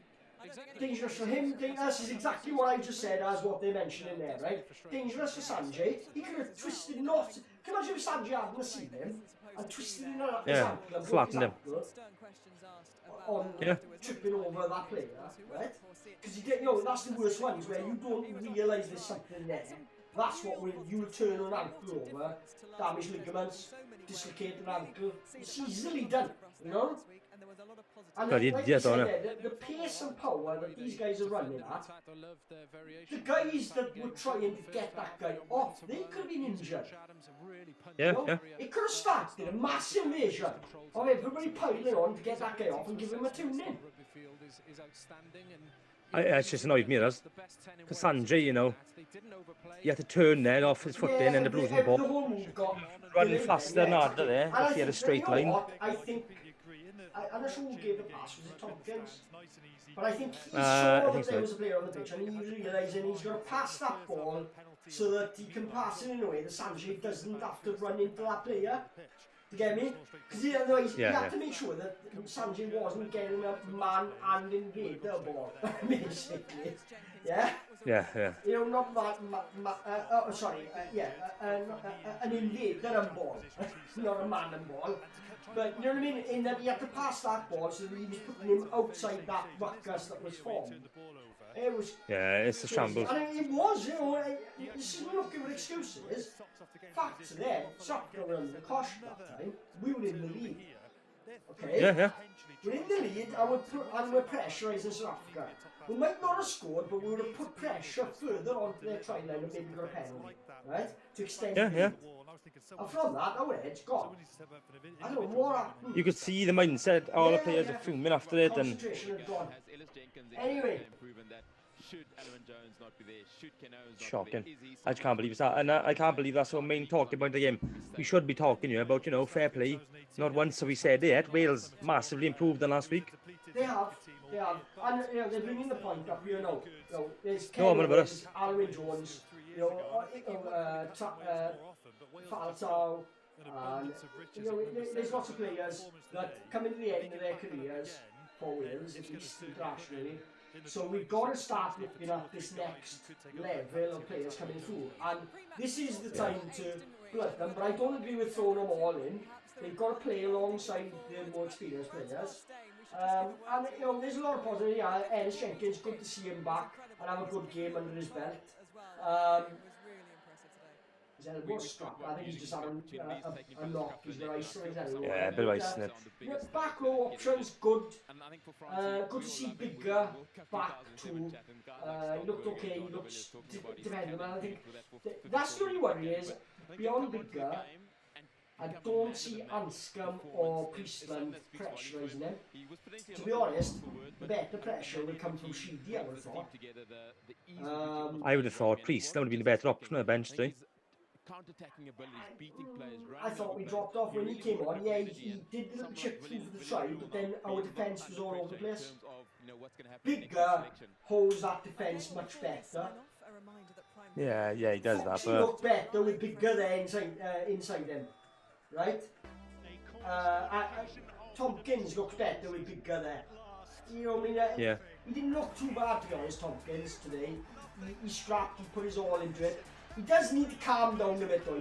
He's going like a banshee all the time. And it's like, Yeah. he's young enough to do it now, but he's excitable. He needs to calm down a bit to be a bit more sort of composed, you know? Yeah, Both yeah. in defence and attack. Because he's jittery, and when you're jittery in a crucial position, you make the rest of your team jittery because they can't read what you're going to do. You know? So, anyway, I'm going to leave it there now, pal. Yes, it's been good fun as always, pal. I've enjoyed it, it's been a good laugh. 69-3 England beat Tonga. Italy lost 9 points to 47 to New Zealand. Ireland 60 points to 5 against Japan. We've got 7 is France against Argentina, so I'm not going to be covering that. I will have a chat with you later in a bit, though, if you've got time, about other things, about streaming and stuff. But I'm going to knock on the end there. I don't really want to hear what people actually say, to be honest. I'm going to press pause on it. I'm just not interested. I'm sorry. But no, I think he's proven a lot of doubters wrong. I think there's too many people in Wales waiting to go in on Pivac. They were, after his first season, or first couple of games in the autumn internationals, they had the knives out for him. And then he proved them all wrong in Six Nations, to be honest. Fell just short of a Grand Slam, but won the championship. We are champions. You know, people forget that. We are the current champions. Yeah, exactly. Yeah. So, but we're in transition. You know, that's basically it. And to be honest with you, if you're going to go for a transition, now is the perfect time. New coach, new style, new players, autumn internationals. You go to Six Nations and then the World Cup to come. So exactly. Yeah. It's the perfect time now to get your foundations in place. You know. So right. Thank you for everybody who's taken part, for all the wonderful comments. I hope you guys in South Africa enjoyed that, and if you're over here enjoying your stay in our lovely warm drizzle. I don't know when we're going to have to look into, are those Scarlet friendlies going to be, maybe like Scarlets themselves might do a Facebook feed. Be nice if they do something, yeah. And maybe if we have a chat with the club, they might agree to us streaming it in the background with our cams over it, so we can stream the game. We can stream the game. Maybe if there's no rights to it, they might agree to it. You never know. Boys, if you want to see that, then ask the Scarlets. Would they stream it to us? Give us the link to the stream key so that we can exactly have it up here. Because a lot of people said that about the Leicester game, and that was a popular stream that we did for the first one up against Leicester, it was very good against Leicester. And I think if we would have been a bit more cheeky, we would have probably got away with the stream. We would have probably got away with the video feed. But we just didn't have enough time. We were a bit rushed. I would have messaged Leicester otherwise and asked them. But I might chuck a message to the Scarlets this week and see if we can maybe clip the stream from them. If they do one, that'd be awesome. You know, because that'd be fun. But right, I'll say ta-ta to everybody now, and yes, it's been a pleasure. I'll stay on with you a minute, Chris, because I'll have a quick chat with you. Yes. Right?